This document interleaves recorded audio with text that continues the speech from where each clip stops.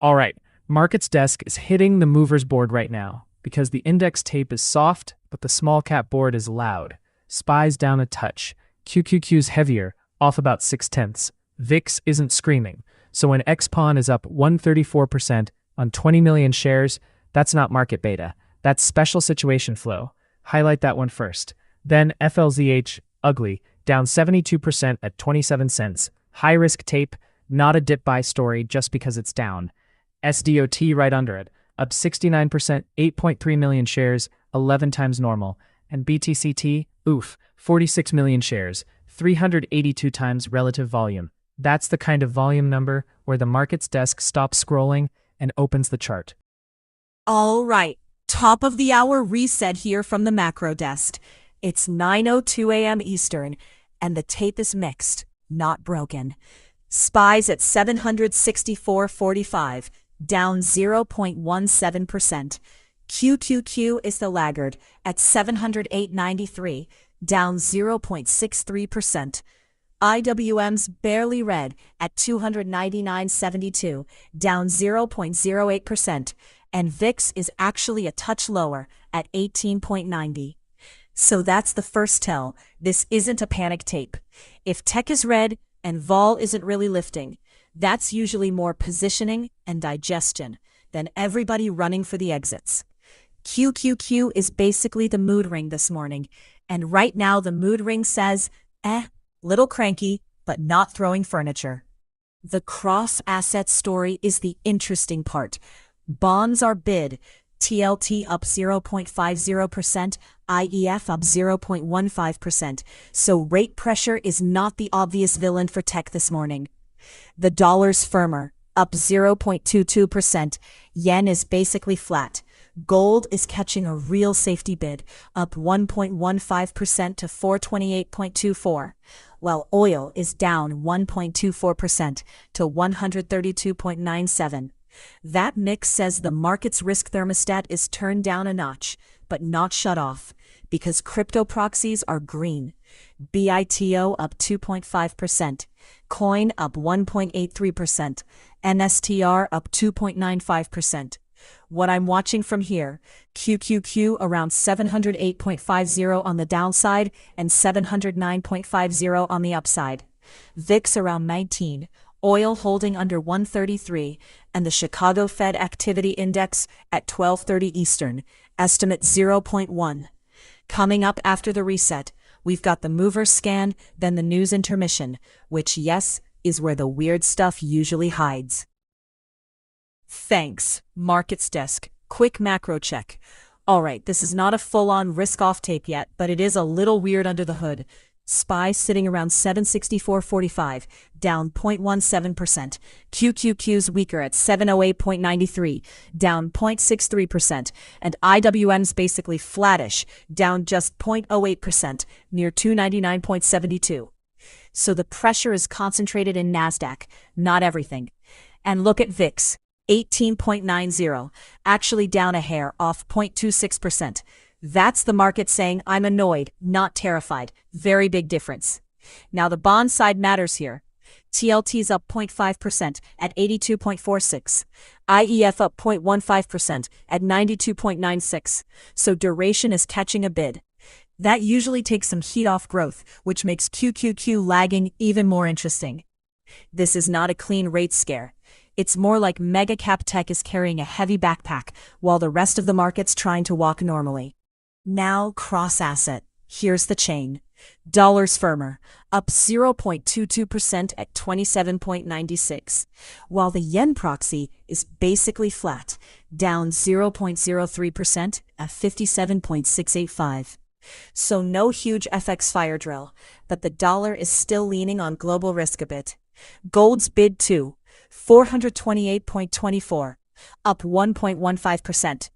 Oil's going the other way, down 1.24% at 132.97. That combo says safety bid, but not an energy panic.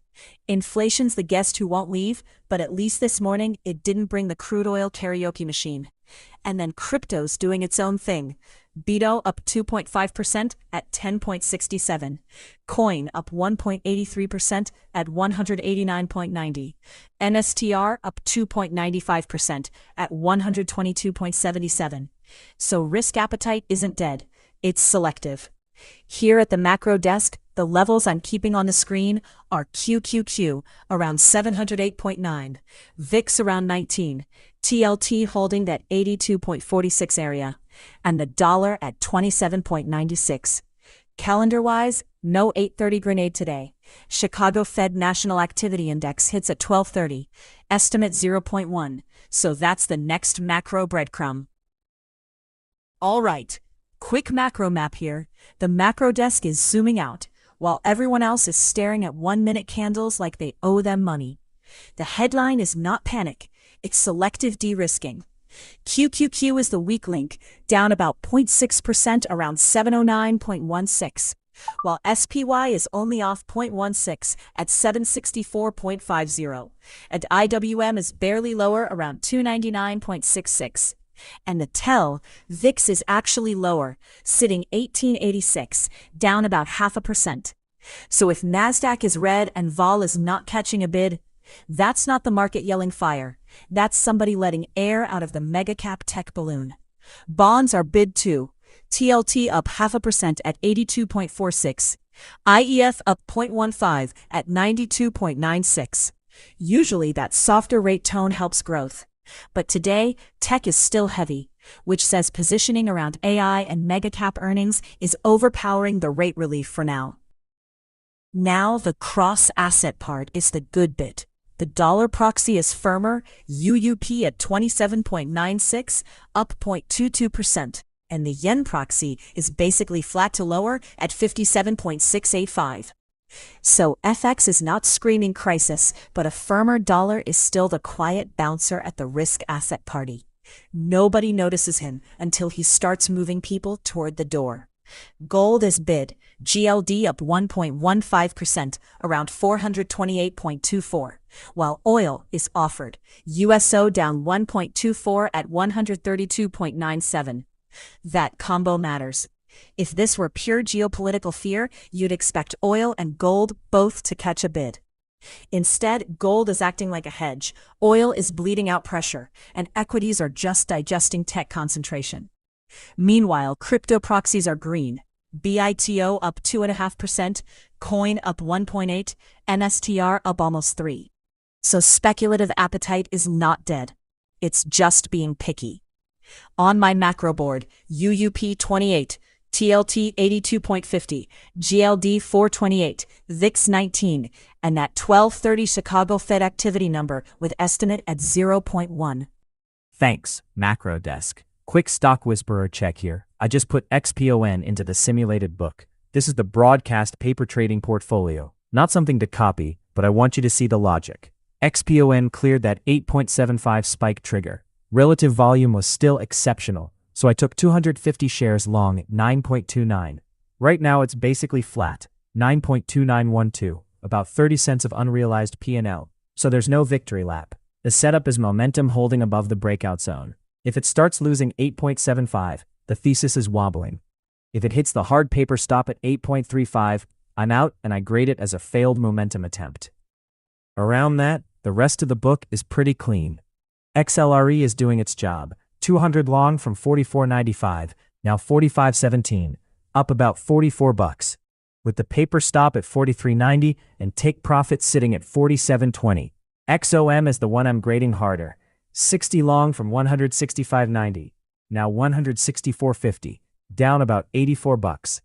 That one needs to defend 162.60 or the bracket handles it. Upside order is 172.40. Back to XPON. The paper take profit is 11.25, but the cleaner tape read for me is 10.25. Above there, buyers are still pressing. Below 8.75, momentum failure, and the outside watch stays NVDA above 216.50 if QQQ firms up. Coming up, News Intermission has the bigger catalyst board. Here at the Stock Whisperer, it's thesis, level, defined risk, then honest grading. Thanks, Stock Whisperer. All right. Markets Desk is back on the movers board. And yeah, this thing is still loud. QQQ's down 6/10, SPY's barely red, VIX is actually lower, so the index tape is mixed. But the small cap board is doing its own thing. XPON, still sitting on top. Huge move. We've already got that one on the scorecard. SDOT and BTCT2, not rehashing those. Fresh tape now. FLZH is the ugly one, down 71% at about 28 cents. Then I want PMI, LISI, and RITR, because those are the next real volume stories.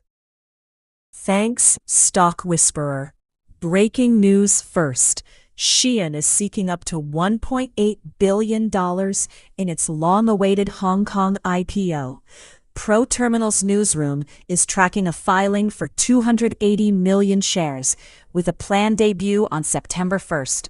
The big number here is the valuation reset, around $27 billion now, down from prior peaks. And that's the market read right there. Growth is still valuable, sure, but growth with regulatory pressure and tighter margins gets a haircut. What we don't know yet is the final book demand, the clearing price, and whether institutions treat this as a cleaned-up reset or just a cheaper version of the same risk. No public ticker on this one yet. This is an IPO watch, not a are ramping up shorts against the US dollar ahead of Besant's fiscal plan, including a push to double buybacks of longer-dated treasuries. Why it matters? That's not just a currency story. That's a funding cost story, a global liquidity story, and eventually an earnings translation story for the big multinationals. Here's the funny part. Positioning is leaning against the dollar, but our live dollar proxy has been firm around 27.96. And the 28 line we flag is still the clean scoreboard. Macro loves making crowded trades uncomfortable. It's basically its hobby. And the global growth file. China is preparing roughly $119 billion of stimulus to counter sagging investment, but the desk is seeing delays in the rollout. That timing matters. Stimulus is like coffee, much better before the meeting is over. For markets, this hits the commodity complex, China-linked equities, supply chains, and the Asia growth read. The level check is important too. Oil is still soft, with USO around 132.97 after already losing the 133 area earlier. So the commodity tape is not exactly throwing confetti at the headline yet. Coming up, we'll kick it back to the movers board and see what single names are actually reacting. Thanks, Markets Desk. Quick news brief from the macro desk, and we're starting with the dollar. Headline here, hedge funds are ramping up shorts against the US dollar around Treasury Secretary Besant's fiscal plan, including a move to double buybacks of longer-dated treasuries. The why it matters piece is pretty simple. If big macro funds are leaning against the dollar, they're making a statement on fiscal sustainability and global capital flows. Funny part? The dollar proxy is still around 27.95 this morning, a little firmer. So the positioning says one thing, the live tape says, cute story, prove it. Next one, China's roughly $119 billion stimulus answer to sagging investment is coming late. ProTerminal's newsroom is tracking a planned stimulus push aimed at weak investment, but the rollout delay is the key detail. For markets, that matters because China is still a major swing factor for global growth, commodities, industrial demand, and Asia supply chains. You can see the sensitivity already, with oil sitting around 132.97, down about 1.2%, while gold is up around 428.65. That's not a victory lap for growth. That's the market keeping one hand near the seatbelt. Now, the IPO story. Shein is seeking up to $1.8 billion in a long-awaited Hong Kong listing. The filing is for 280 million shares, with a planned debut on September 1st. And the valuation is around $27 billion, well below prior peak levels. Why it matters? This is a real-time test of investor appetite for fast-growth consumer and e-commerce names under regulatory pressure and tighter margins. Growth stock going on sale before it even gets a ticker is, honestly, very 2026. Bond desk headline, PIMCO says bonds still look attractive with term premium elevated. The setup is that even with yield volatility, long-dated government bonds may still offer appeal for yield-focused investors, assuming there isn't an unexpected recession shock. This matters because term premium is basically the market charging rent for duration risk, and rent annoyingly keeps going up. On the tape, TLT is around 82.40, up about 0.4%, and IEF is near 92.90, slightly green. So bonds are still catching a bid this morning. Last one for this brief. The Bank of Japan is set to offer clues as markets bet on a possible September rate hike. The actual headline is about communication. Not a guaranteed move, but that's still important because Japan has been the anchor of cheap money for a long, long time. If that anchor shifts, it can ripple through yen crosses, global yields, and Asian equities. Yen proxy is around 57.69, basically flat to slightly lower right now, so no fireworks yet. But if the BOJ changes the tone, the carry trade gets a little less free lunch. Coming up, we'll kick it back toward the movers board and see what's actually paying traders this morning. All right, quick newsroom lap from the macro desk. Europe first, because the global cycle is doing its little Monday morning jog. Headline: Eurozone business activity edges up on a manufacturing surge. Flash PMI data has the composite at 52.1, with manufacturing at 52.8. So still expansion, not fireworks, but expansion. Why it matters: Europe has been the soft spot everyone likes to dunk on, and this says activity is holding up, even with inflation and geopolitical noise still hanging around. For markets, that can support cyclicals and the euro side of the ledger. But with the dollar still firm around 27.95 on UUP, it's not exactly a clean risk-on confetti cannon. Next headline: Germany and several EU countries are pushing for a windfall tax on energy profits. The countries named here are Germany, Italy, Spain, Austria, Poland, and Portugal. And the idea is an EU-wide tax response to elevated energy prices. The investor read is pretty straightforward. This is regulatory risk for energy producers and utilities exposed to Europe. Margins, cash returns, capex plans, all of that gets a little more political when governments start reaching for the profit jar.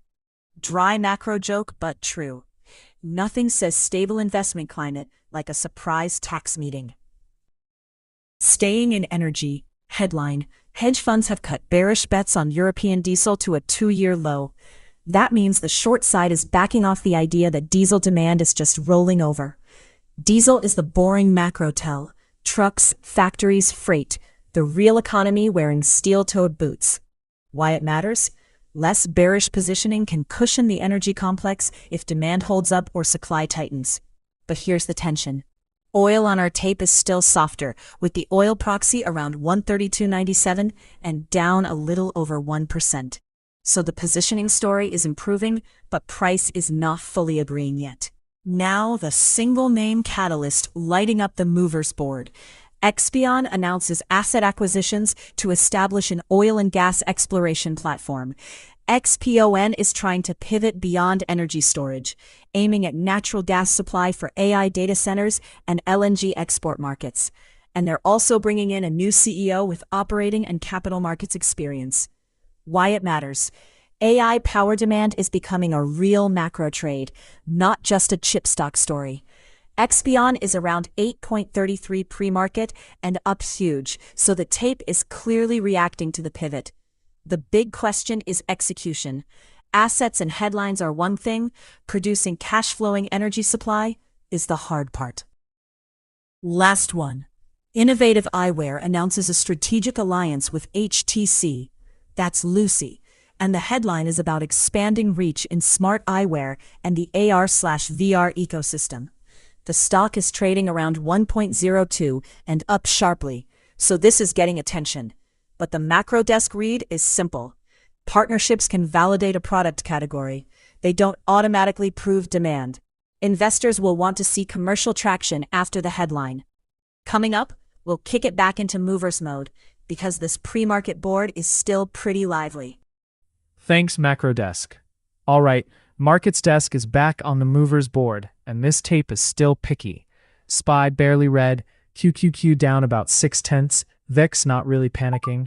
So when a small cap is up 40, 60, 100%, that's not broad market strength. That's stock-specific heat. Top of the board, XPON still the monster, up around 138% on 26 million shares. FLZH is the wreck, down 72%, still trading under 30 cents. SDOT's up 61%, LGHL almost 48%, Lucy still sitting right around that $1 zone, and BTCT, oof, 40% green with insane relative volume. So yeah, board is loud, now we're going chart by chart. No wasted words. XPON first, pulling the 1 minute. This is the kind of name where the green number can fool you, because yeah, it's up 138%, but the actual tape is what matters now. Price is around 8.118, volumes over 26 million, relative volume about 25 times normal. That's real attention. Float shown around 10.7 million, so this thing has already churned hard pre-market. The line I care about right here is $8. Clean, simple. If XPON loses 8, especially with 1 minute candles closing under it, that squeeze starts looking tired fast. If it keeps holding 8 and buyers keep refreshing there, okay, then the board leader still has a bid. But I'm not chasing the headline percent. I want to see whether 8 is support or whether it turns into the trapdoor. Thanks. Markets Desk? All right, Macro Desk into the bell. This is the whole mood board. We're about 7 minutes from 9:30, and the equity tape is soft, but not exactly screaming fire drill. SPY's at 764.30, down 0.19%. QQQ is the laggard at 708.85, down 0.64%. Russell's off 0.13%. But the funny little tell here, VIX is 18.86, actually down about 0.5%. So yeah, stocks are red, but vol is not getting paid like there's a monster under the bed. That's more selective de-risking than panic. Now look across the street. TLT's 82.40, up 0.42%. IES up a touch. Dollars firm with UUP around 27.95. Gold is bid at 428.65, up 1.25%. And oil is leaking lower, with USO at 132.97, down 1.24%. That's the chain right there. Bond bid says growth worries or duration demand. Firmer dollar leans on commodities. Gold still has a haven bid. Oil's losing some premium. The question into the bell is simple. Does lower yield oxygen help tech breathe, or does the dollar keep stepping on the hose? Here's the bell checklist here at the Macro Desk. QQQ is parked around 709. Below 708.15, sellers can lean on that pre-market low. And above 710.05, that little overnight range finally gets some air. Dollar next. UUP 28 is the clean round number line. If that keeps pressing, commodities and overseas earners probably don't love the vibe. Bonds. TLT 82.40 is the level for whether this bid in duration actually sticks after the open. Oil. USO 133 is the reclaim or reject spot after that earlier slip. And crypto is off in its own corner, wearing sunglasses indoors. BITO up 2.79%, Coin up 1.73%, MSTR up 3.06%, while Nasdaq is red. That tells you risk appetite isn't dead. It's just picky and possibly over-caffeinated. No huge 9:30 data grenade today. Chicago Fed isn't until 12:30 Eastern. So the opening auction is going to be about positioning, rates, and whether mega-cap tech can stop dragging its feet. We're right on the edge of the bell now. Coming up, small cap momentum gets the first look at the messy stuff when the cash market opens.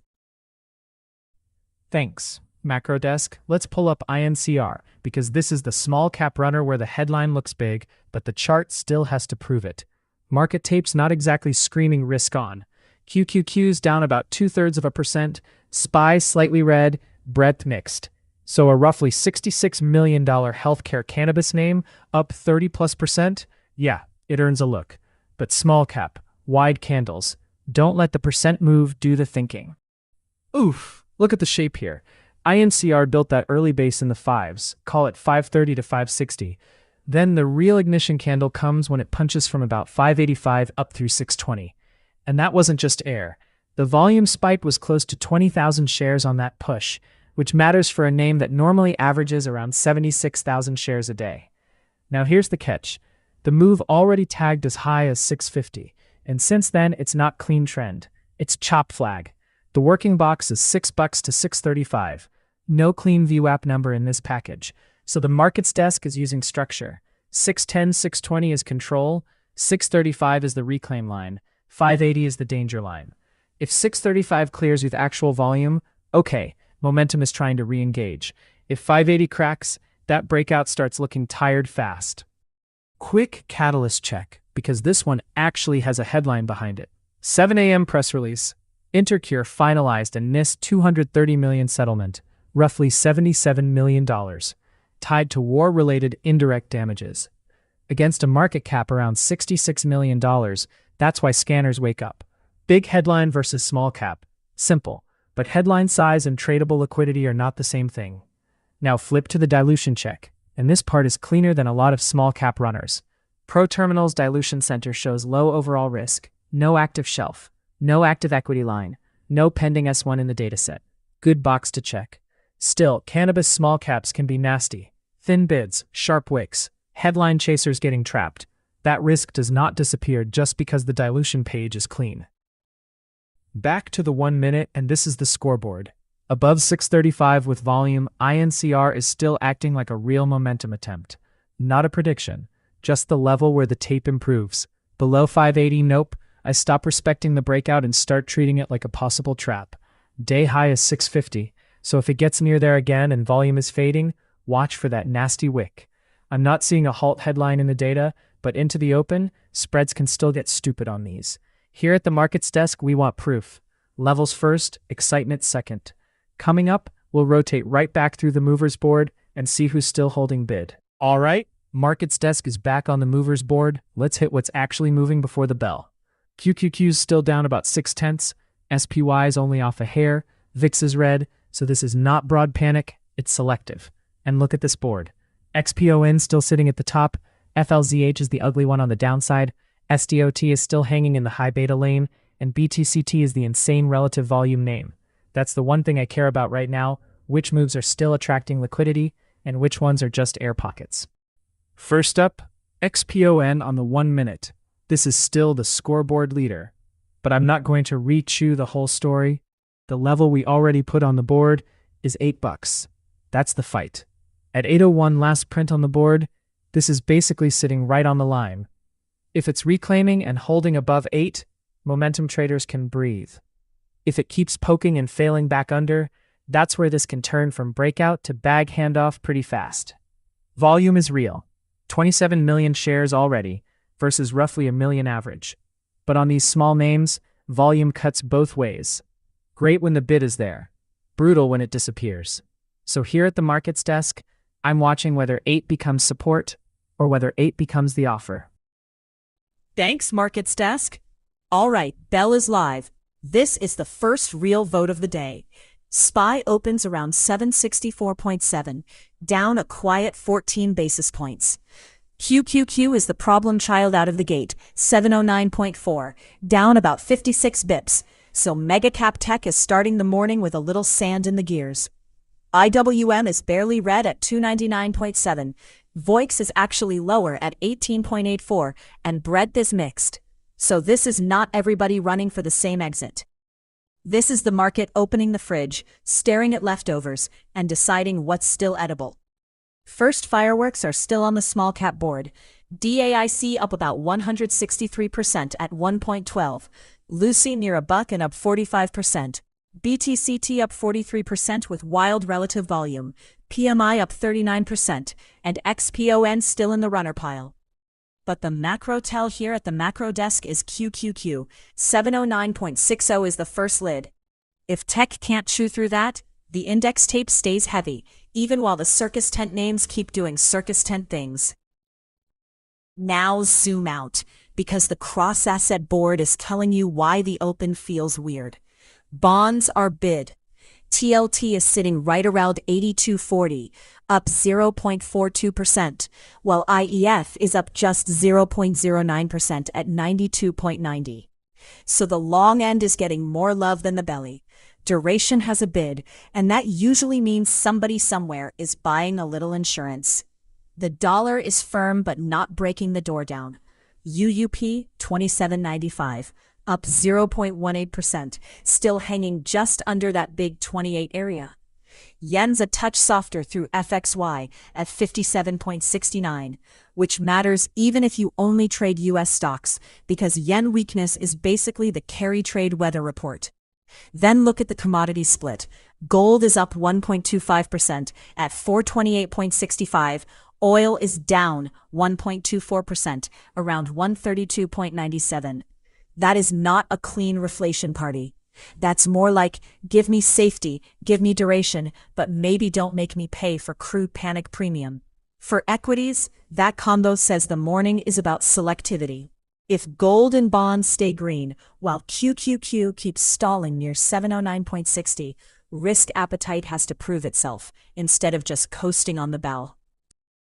Breaking news from ProTerminal's newsroom. US-Canada trade talks have collapsed and stock futures dipped on the headline. Here's what we know. Negotiations broke down, and the immediate market worry is pretty straightforward. Autos, agriculture, energy, anything with cross-border supply chains now has a little more fog in the model. What we do not know yet, whether this is a negotiating pause, a full breakdown, or what specific policy action follows. That part matters, because markets can price a tariff schedule. They're less good at pricing political smoke signals through a cracked windshield. Cash tape is open now, with SPY around 763.9, QQQ around 707.3, and VIX at 18.84. So this is pressure, not panic so far. But yeah, here at the macro desk, this is exactly the kind of headline that can turn a sleepy Monday into a spreadsheet with teeth. Next headline, Treasury's so-called economic D-Day warning is moving the cross-asset board. ProTerminal is tracking comments from Treasury Secretary Scott Bessent signaling aggressive economic action tied to Iran. And the market reaction is showing up in the usual stress release valves: bonds, gold, crypto, and the dollar. The report points to bond volatility, Bitcoin up about 23%, gold up around 5%, and dollar weakness around the move. On the live board right now, GLD is still bid at 428.65, TLT is sitting right around 82.40, and that 82.40 level we flagged earlier did get tagged. While UUP is 27.95, a touch firmer on the session, so the dollar is not exactly waving a white flag at the open. The why it matters is simple. Geopolitical policy shocks don't just hit one asset, they ricochet. Bonds catch a safety bid, gold gets attention, crypto gets the volatility crowd, and equity multiples get asked if they packed a helmet. And staying with that same macro plumbing, Bitcoin has climbed past 77,000, marking its best weekly run in more than 3 years. That matters because crypto is no longer just some side alley off the risk market.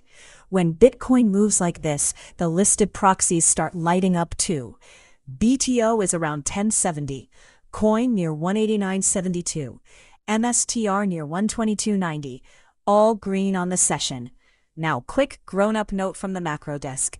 Crypto is highly volatile, lightly regulated compared with traditional markets, and it can flip faster than a politician at a ribbon cutting. So the read is not chase it. The read is that geopolitical hedging, inflation concern, and speculative momentum are all leaning into the same door at once.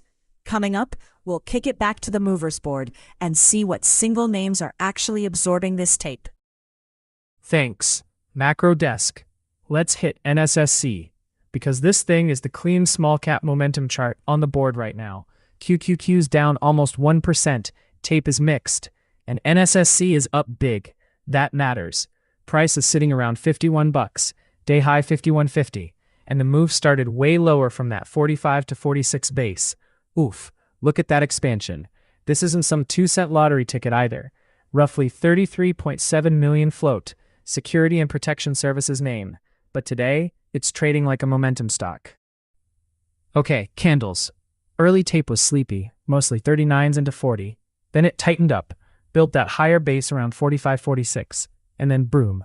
The breakout candle around 46.16 had real volume behind it.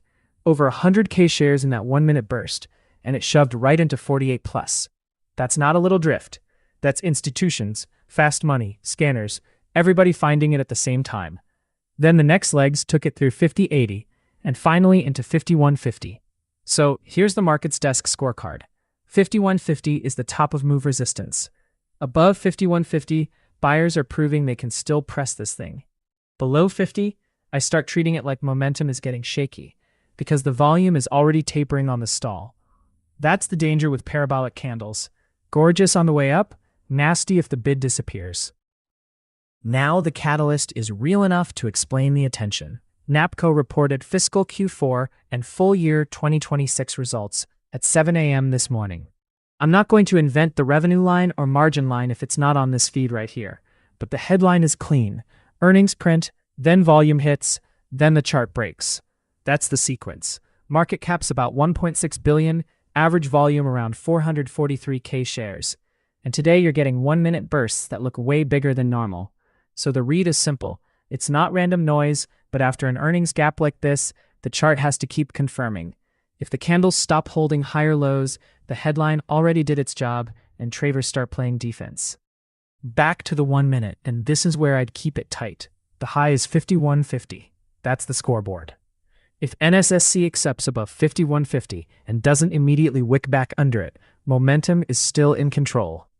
If it loses 50 with volume, not a tiny dip, I mean a real red candle through it, then that parabolic move can unwind fast. And the bigger must-hold zone from the original breakout is 45 to 46. Lose that, and the whole morning move starts looking like an earnings spike that got faded. For now, strong chart, big volume, but don't worship the candle. Coming up, we'll roll right back into the mover scan and see what else is actually holding up in this mixed tape. All right, let's hit the movers board. Market's soft, but the small cap screen is not sleeping. SPY's down a quarter. QQQ's off almost 9/10, IWM's red, and VIX is actually lower, so this is not some clean risk-on tape. That matters. DAIC is sitting top, up about 196% and $1.26. But oof, here's the catch. Relative volume is only 0.56. Shell company bucket, high dilution flag. That is not the same flow profile as XPON, which is still up huge, with 33 million shares traded and 32 times relative volume. FLZH is the other side of the board, down 71% at 28 cents. Ugly tape. SDOT is still green after that 21 hit earlier. LUC got that $1 reclaim hit, and BTCT is just silly relative volume, 445 times. So we're going chart by chart now, fast. First up, DAIC, because a 196% headline with light relative volume, that's either early discovery or a trapdoor. Thanks, Markets Desk. Quick Stock Whisperer paper book check. All right, so here at the Stock Whisperer, we just opened the XPON short in the show's simulated paper account. 250 shares short, average price 7.83, basically flat right now. The setup is simple. XPON had the opening spike, then broke that 7.80 failed momentum warning level. When a small cap runner loses the reclaim zone that fast, I don't want to be chasing it long. I want defined risk or nothing. So the bracket is already on. Stop is up at 8.15. Take profit order is down at 6.25. The cleaner confirmation level from here is $7. If it can't hold 7, sellers are still in control. If it reclaims 8.15, the short thesis is wrong, and the paper bracket handles it. Not a recommendation to copy, just the broadcast paper book, thesis to level to risk. Rest of the book is pretty contained. TLT short is slightly red, down about 350 unrealized, so no drama there, but bonds did catch that bid earlier, so I'm not adding. XLRE is the bright spot, long 200 shares, up about $30, letting that one work. XOM is the problem child, long 60 shares down roughly 91, and with oil acting heavy, I'm watching that one closely, but the bracket is still the bracket. Cash is about 63.6, so we're not overextended. For me, the next decision point is XPON. Either it confirms below 7 or it squeezes back through 8.15, and I'm out of the idea. Coming up, we'll kick it back into the live news flow. Thanks, Stock Whisperer. All right, news brief. First up is Intercure. ProTerminal's newsroom is tracking Intercure, finalizing a NIS $230 million settlement, about $77 million, tied to war-related indirect damages. That money is earmarked for accelerating the rehab of the Near Oz facility and supporting expansion in the German medical cannabis market. Why it matters? On a morning where SPY is around 763.5 and red, this is the kind of company-specific cash and capacity headline that can overpower the index tape. The markets desk already hit the chart. Here at the macro desk, the clean read is simple. Settlement proceeds aren't recurring revenue, but they can change the runway. The investor angle on Intercure is execution, not a victory lap. If the facility rehab actually restores production capacity, that can matter for supply, margins, and how quickly the company can lean into Germany. If it drags, then the settlement is just a big headline with a hard hat on it. Medical cannabis is already a noisy corner of the tape, so I'd keep this framed as operational relief first, market excitement second. Next headline. Apple is cutting its standard EU App Store commission from 30% to 26%, starting October 1st. The move follows a €500 million fine from the European Commission in 2025. So this is very much a regulatory-driven change, not Apple waking up and deciding margins were too fun. Why it matters? App Store economics sit inside that high-margin services machine investors care about. A 4-point cut is not an earthquake by itself, but it's another reminder that platform fees are now a political and regulatory target, not just a business model. The macro read on Apple is pretty straightforward. When QQQ is sitting near 705.9, down just over 1%, anything that pokes at mega-cap tech margins gets a little more attention. I'm not saying this headline alone drives Apple's tape. It probably doesn't. But it adds to the broader services regulation overhang. Regulators rarely ring a bell at the top. They just send invoices. Dry, but effective. So that's the brief. Intercure gets a cash and capacity catalyst. Apple gives up a slice of EU App Store economics. And the broader tape is still selective, with VIX around 18.9. Not panicking. Coming up, we kick it back into the market mover scan and see which of these headlines is actually getting paid on the tape. Thanks, Macro Desk. All right, Markets Desk is back on the movers board, and this board is not subtle. DAIC sitting top again, 175, up 310%, but here's the weird part. Relative volume is only 0.93, so the percent move is gigantic, but it's not the same volume quality as XPON. XPON 740 up 115. 35 times relative volume. That's real tape interest. And yeah, it matters because QQQ's down 1.2. Names green and a red tech tape get my attention. SDOT still third slot, just under 25, up 89, 15 times relative volume. Then flip side, FLZH is a straight damage check, 29 cents down almost 70%. BTCT is the volume freak, 462 times relative volume. So we're not doing a sleepy board read. We're going 1-minute chart, name by name, and we're starting with DAIC because top of board is still the scoreboard. Okay, DAIC on the 1 minute. Price on the board is 175, up 310%. Oof, look at the context. Financial services shell company bucket, roughly 12.7 million market cap, high dilution risk. That doesn't mean the candle has to fail this second, but it does mean I'm not treating the headline green like clean institutional demand. For the tape, previous markers were 125 and 130 for defense, and price has lifted well above those. Now the question is whether 175 becomes acceptance or a rejection print. Watch 175 above. If buyers keep printing above that, momentum is still pressing. Below 150, I start thinking air pocket back toward that earlier 130 zone.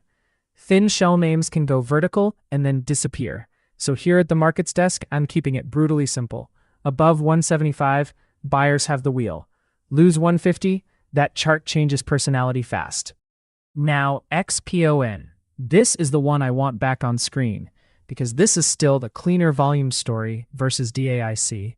We're at about 740 on the board, up 115%, and the monster stat is still 35 times relative volume. That's not a sleepy gap, right? That's real tape participation.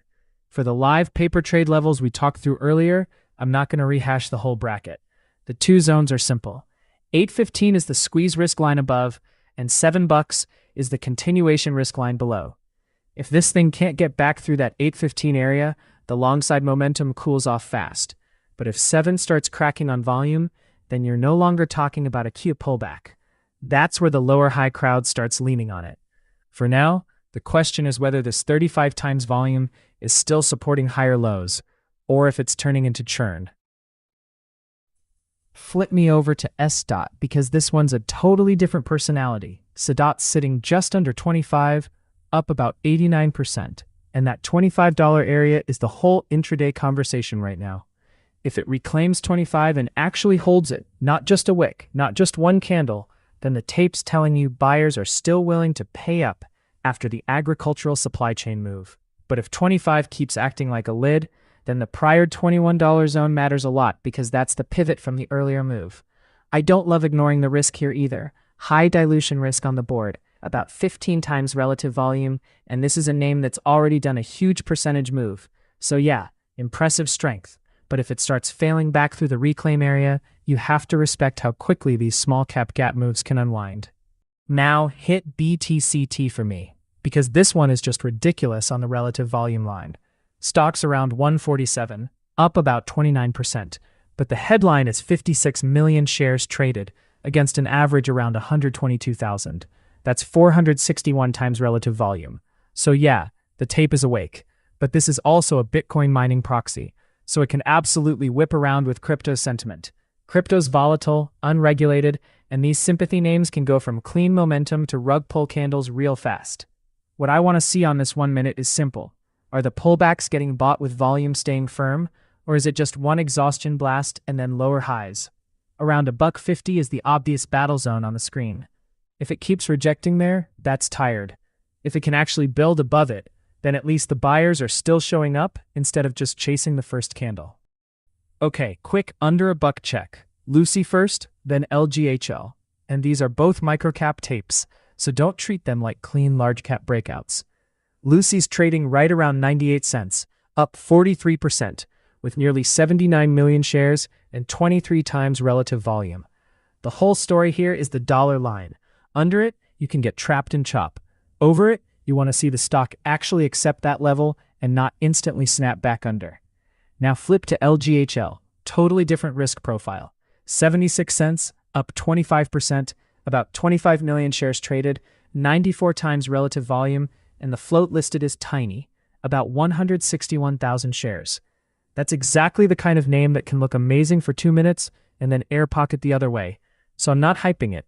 I'm watching whether it can hold the mid-70s area and whether volume is still real after the first chase wave. All right, quick pro terminal pit stop while the opening tape is still firing. This board right here, this is the same market movers board we're driving the show from. Gainers, losers, price, percent move, relative volume, float, market cap when it's there. QQQ's down 1.5% and little names are still flying. So here at the markets desk, I don't want vibes, I want the board.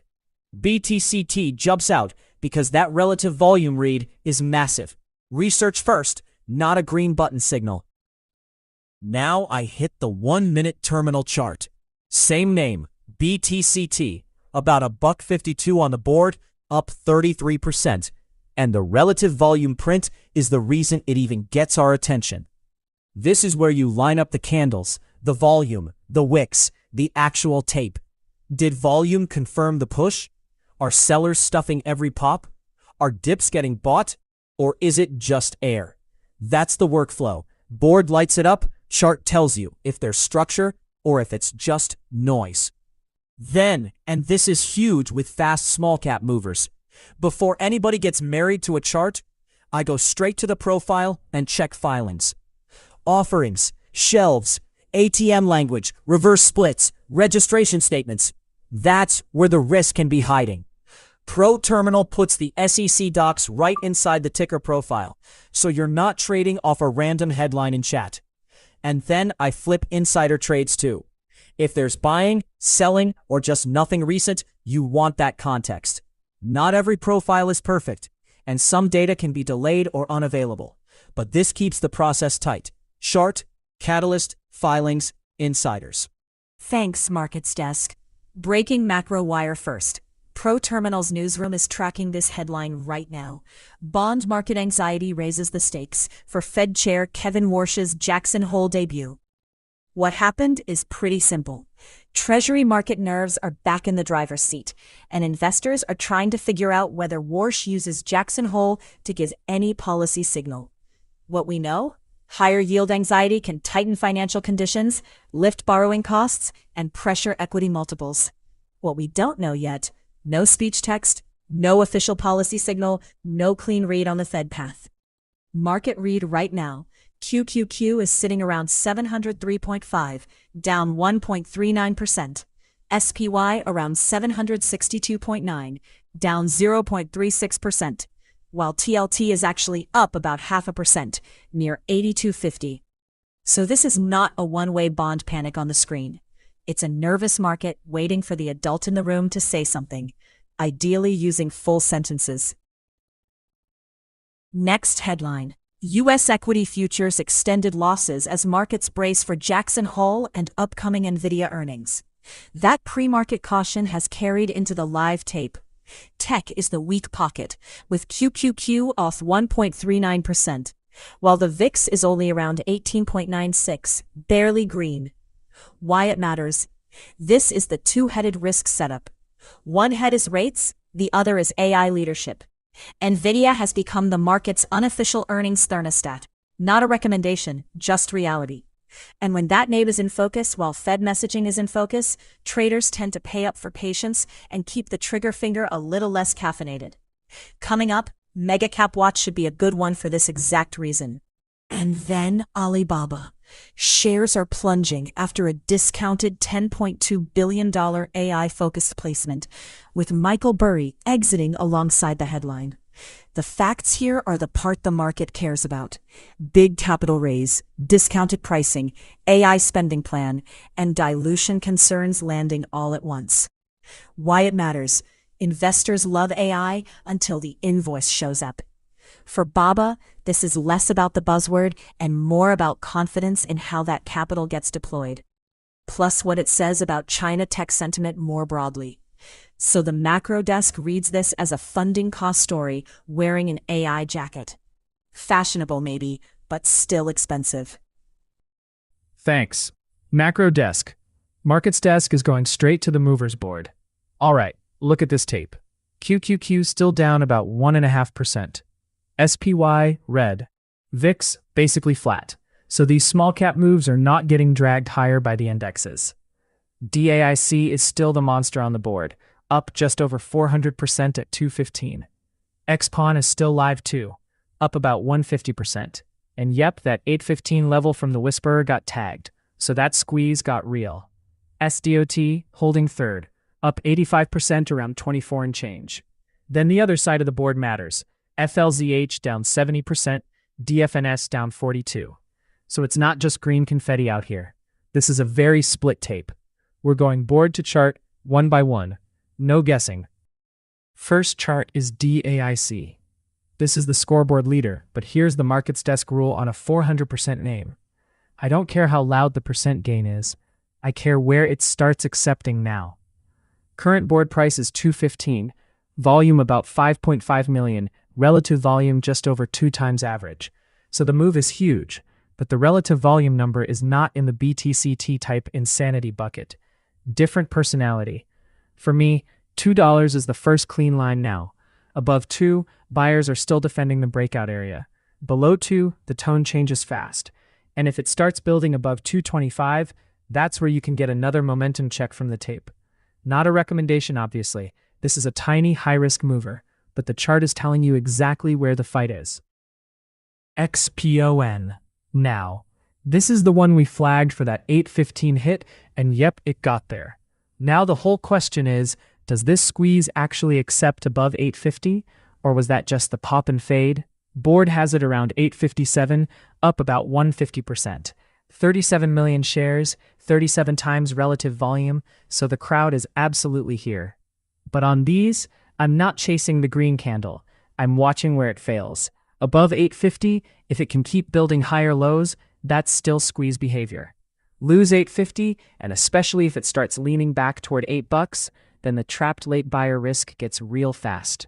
So XPON, 850 is the line in the sand right now. Now, S. Totally different personality, bigger dollar price, but still a momentum tape. Earlier we had that 25 reclaim marked, and right now the board's showing about 24.45, so it's close, but I'm not giving it credit for acceptance until it's actually holding over 25. That's the difference between a reclaim and just a wick. Volume's legit. 12.7 million shares, about 17.5 times normal. And on a day where QQQ is still heavy, that relative strength matters. But this also has high dilution risk data on the board, so you treat those upside spikes with respect, not worship. For me, the clean read is simple. Above 25 and holding, buyers are still pressing. Back under 24 and especially down toward 21. That downside pivot becomes the tell that the move is starting to unwind. FLZH now, and this is the ugly side of the board, down 70%, trading at about 28 cents. So this is not the same conversation as the high of day squeezers. This is a washout tape. 7.2 million shares is a lot of stock moving, but the read here is super simple. Does any bounce actually come with demand, or is it just shorts covering into a broken chart? With high dilution risk on the profile, I'm not giving this thing the benefit of the doubt. For me, the first line is that 30-cent area. If it can't even reclaim 30 and hold it, it's still just a sub-dollar damage chart. And if it starts losing 25 cents, that's where the bounce attempt can get really thin, really fast. Lucy back on the 1 minute. This is the cleaner fight because everybody can see the same line, $1. It's sitting just under it, around 97 cents, up 42%, and the volume is massive. 88 million shares, about 25 times normal volume. So this isn't quiet.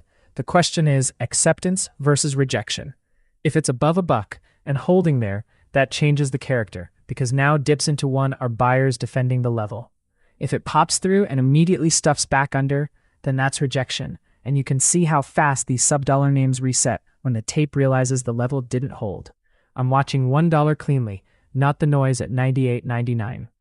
BTCT now, and this is the weird one on the board, because the percent move is solid, up about 38%, but the relative volume is the headline. 483 times normal volume. That is not a normal Tuesday tape, especially with QQQ still down almost 1.5%. So yeah, crypto-linked name, Bitcoin mining angle, but don't let the story get bigger than the chart. The fight we already marked is $1.50. It's at about 157 right now. So above 150, the crowd stays interested. If it starts accepting under 150, that same monster volume can flip from squeeze fuel into exit liquidity really fast. Also, dilution risk on the board is high here, so I'm not treating this like a clean large cap breakout. It's momentum first, risk first, and that 150 line is the whole conversation. Quick, lower board pass before we hand it forward. LGHL first. This thing's up about 33%, trading around 80 cents, and the relative volume is huge at 117 times normal. But here's why I'm slowing everybody down. The float showing on the board is tiny, like 160,000 shares tiny.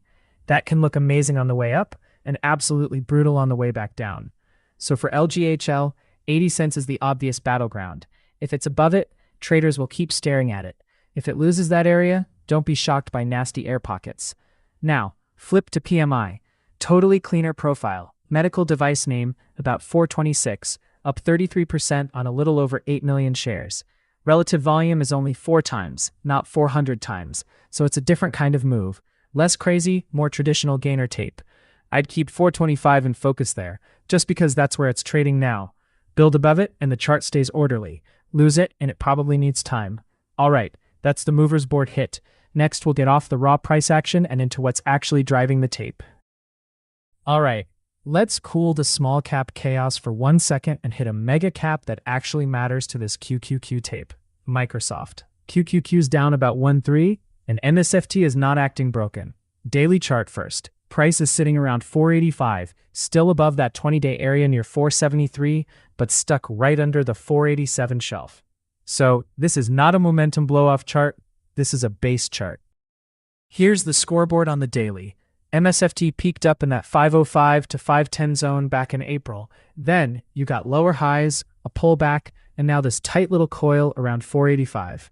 The range is clean. Support near 481.86, resistance basically 487. That's the whole fight.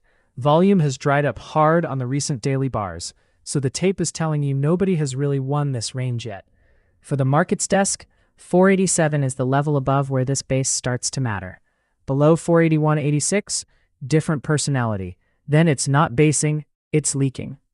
Now let's drop down to the 1 minute, because this is where the move actually got interesting. Oof, look at that expansion candle. MSFT opened around 483, chopped in that sleepy 482.50 to 483.60 box. Barely any conviction. And then bang, volume spike over 370,000 shares on that push, straight up into the mid 485s. That's real participation. Current read is around 485.17, off the high but still holding the breakout area.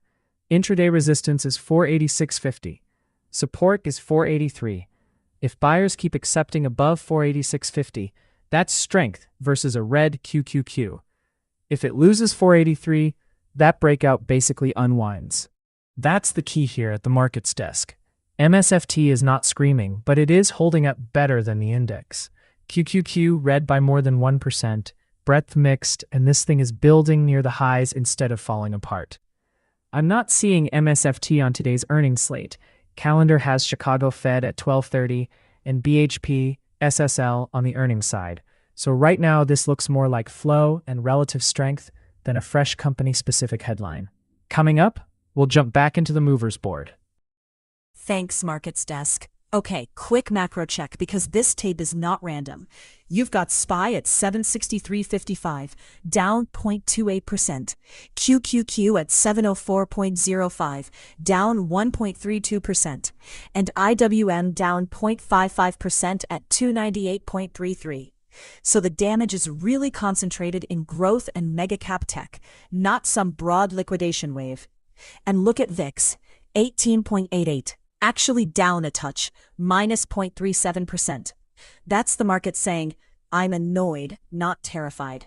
The bond side is the tell here. TLT is up 0.68% to 82.61. IEF up 0.26% to 93.07. Bond prices catching a bid while Nasdaq gets hit. That's the classic slower growth, lower yield impulse showing up underneath the equity tape. Now, here's the macro chain. The calendar has Chicago Fed national activity with an estimate of 0.1, and the platform is showing negative 0.08. Softer than expected, so growth is not exactly kicking the door down.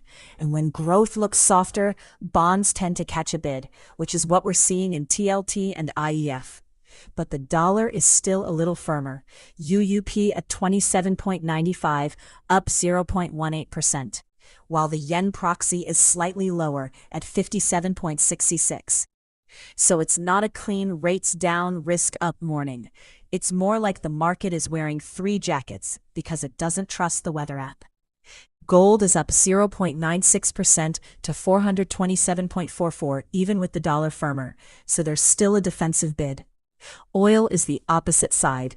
USO down 1.48% to 132.65 after the Hormuz headline eased supply concern. Less oil panic premium means a little less inflation pressure, and that feeds right back into bonds. Thanks, Macro Desk. We're going to slow it down at the Stock Whispers and check the simulated paper book. No hero trades here. This is the broadcast paper portfolio. 100K sim account. And today the decision is simple. Thesis, level, defined risk, or we don't touch it. Okay, here's the book. 4 open positions on the screen: short BABA, short TLT, long XLRE, long XOM. Open P&L is roughly down $115 right now, and most of that is one position. XOM. The tape matters here. QQQ is down about 1.4%, SPY is only off about 1/3%, Bread is mixed, and VIX isn't really exploding. So even though mega cap tech is heavy, I don't want to blindly chase downside. If the level breaks, we act. If it doesn't, the best trade is often no trade. Start with BABA. We're short 75 shares from 117.48. Current mark 117.65. So it's basically flat to slightly red, down $12 and change. The thesis is still the same: discounted AI placement, supply overhang, and a weaker QQQ tape, giving the short some context. But here's the key: BABA has not confirmed below 116. That's the continuation level. If it loses 116 cleanly, then the short thesis has more evidence. If it pushes back above 119.25, that's my squeeze warning. And the bracket stop sits higher at 121.20. So I'm not adding in the middle. Middle is where traders get chopped up. Next pair on the board: TLT and XLRE. TLT short is 100 shares from 82.46, marked 82.60 right now, so that one's against us by about $15. XLRE is long 200 shares from 44.95, marked 45.10, green about $30. So together that little rates and real estate sleeve is doing what I want it to do. It's not making me rich, it's not blowing me up. It's sitting inside to find risk while the bond tape stays jumpy. I don't need to force an adjustment just because one leg is red and one leg is green. Now XOM, this is the one I have to grade honestly. Long 60 shares from 165.89, current mark 163.95, down about 116 on the position, a little over 1%. That's the drag in the book. And this is exactly why the bracket matters. I'm not sitting here saying, oh, it has to come back. No, the thesis either stabilizes or the predefined risk takes me out. I don't average into weakness just because the P&L is red. Red is information. You listen to it. Let's check the watch levels, because this is where the next decision would come from. NVDA below 208 is the big one for tech downside continuation, but only if QQQ stays heavy. I'm not shorting NVDA just because the market feels ugly. I need the level. On BABA, 116 below is the continuation trigger for the existing short, and 119.25 above is the squeeze warning. That's the whole framework today. No fresh trade while BABA sits in the range, no NVDA trade while it hasn't broken 208, and no extra risk just because the board is flashing red. So, the stock whisperer is standing down right here. 4 positions open, brackets doing their job, no planned order going in. If one of these levels triggers, we'll come back and execute it on screen. Coming up, we'll kick it back to the movers board and see where the live momentum is actually staying clean. Thanks, Stock Whisperer. Markets Desk is grabbing the movers board right now. All right, look at this board. QQQ's down 1.36%, SPY's red, IWM's red, VIX is just sitting under 19. So this is not broad risk on. This is pure pockets of action tape. DAIC is still the loudest thing on the screen. 223, up 423%, about 6.4 million shares. Then XPON, still up 112, but already backed off that earlier squeeze zone. SDOT at 2760, up 109, and that one actually matters because we had the 25 reclaim hit on the board a minute ago. BTCT is wild, 216, up 89, and the relative volume is just stupid, 563 times normal. Oof, that's not normal interest. That's event-style flow. We're going chart by chart now, fast. DAIC first. 1 minute chart, top name, and this is the definition of a scoreboard stock. 400+% on the day, but the relative volume is only 2.4 times average. So yeah, big move, but not the same volume shock as BTCT or XPON. That matters. Price is sitting around 223 with a 12.7 million market cap, roughly 14.9 million float, and the board has high dilution risk on it. So for the markets desk, I'm not staying at the percentage gain. I'm staring at whether the tape can actually hold structure. Watch 220 below. If DAIC loses that and can't snap back, the chase crowd is probably getting tired. Above 240 is the cleaner prove it area, not a prediction, just the next spot where buyers would need to show they're still in control. This is a shell company category name too, so the wicks can be nasty. Quick hands only on the read here. XPawn next, battery name, Xpion 360, and this one is still up 100+%, but the characters changed a little bit. 41 million shares traded, about 40 times relative volume, so yeah, the attention is real. But look at the 1 minute now. Earlier momentum was the easy part, that push got crowded, and now the tape's leaking back toward the low 7 area. For me, that $7 zone is the line on this chart. If it keeps accepting below 7, that's not consolidation anymore, that's the fade taking control. If it can reclaim and actually hold back above the low 7s, then you can start talking about a reset.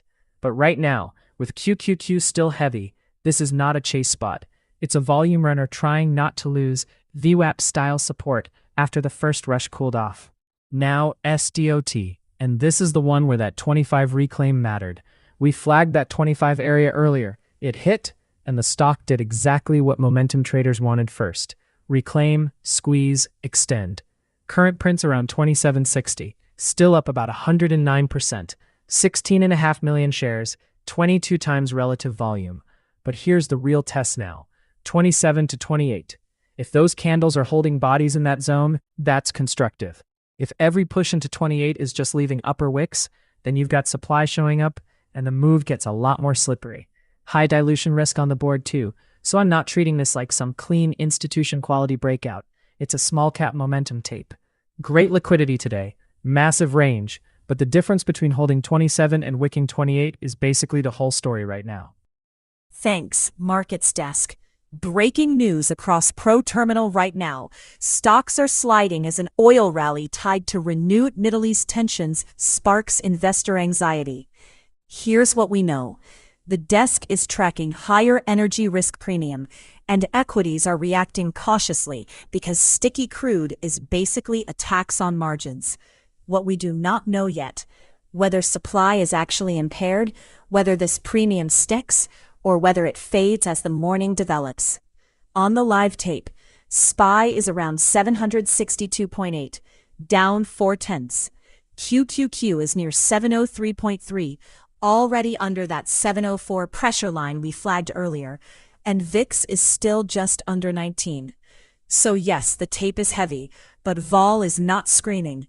Classic macro, the fire alarm is chirping, not yet the sprinklers. Oil is around 132.76 after tagging that 132.65 downside level. So here at the macro desk, the clean reset line is crude rebuilding above 133. Next headline. Gold surges past 4,400 as investors look for stability. This is the other side of the oil story. When energy risk rises and equities wobble, money starts hunting for assets that don't need a perfect growth story to work. Gold is getting that bid, and our GLD proxy is around 427.94, up just over 1%. Bonds are also firmer. TLT is sitting around 82.60, up about 0.7, while the dollar is slightly higher. That combination matters. Gold is rising even with a firm dollar, so the bid looks more like fear and inflation insurance than just an FX move. Gold is not a personality test, thank goodness, but it is a pretty useful anxiety meter. Third headline. NASDAQ 100 nears correction amid chip sell-off. Pro Terminal's newsroom is tracking semiconductor weakness dragging the tech-heavy tape, with NVIDIA and AMD at the center of that pressure. The market read is pretty straightforward. If chips are no longer carrying the index, then oil headlines and rate jitters don't have to do much extra work. QQQ near 703, down about 1.4%, is the level that tells the story better than any slogan. VIX near 19 says this is not full panic, but leadership damage is real when the NASDAQ is flirting with correction territory. That's the macro problem today. The growth engine is coughing while the oil gauge is blinking. Coming up, the markets desk gets another crack at the movers board, and we'll see what's actually catching a bid under the surface. Thanks, Macro Desk. Markets Desk is jumping straight into AMCI because this is exactly the kind of small cap tape that can fool people fast. Pull up the 1 minute. Oof, look at that wick. Stock opened around 494, chopped under 5, then launched all the way to 640 on a volume burst. That was the fun part. The nasty part? It gave almost the whole thing back, slammed down toward 453, and now we're sitting back near 486. That's not clean strength.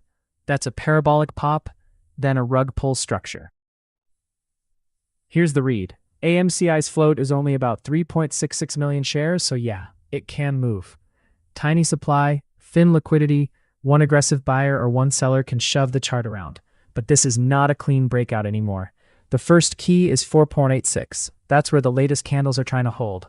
If AMCI loses 4.86 and can't snap back, that tells me the post-spike base is cracking. Other side, 5.30 is the prove it reclaim, not 5.05, not a tiny green candle. 530, that's where the range starts to look a little less broken. Until then, it's chop under resistance after a failed squeeze. And with QQQ down more than 1% today, small cap AI adjacent stuff does not get the benefit of the doubt when the volume disappears.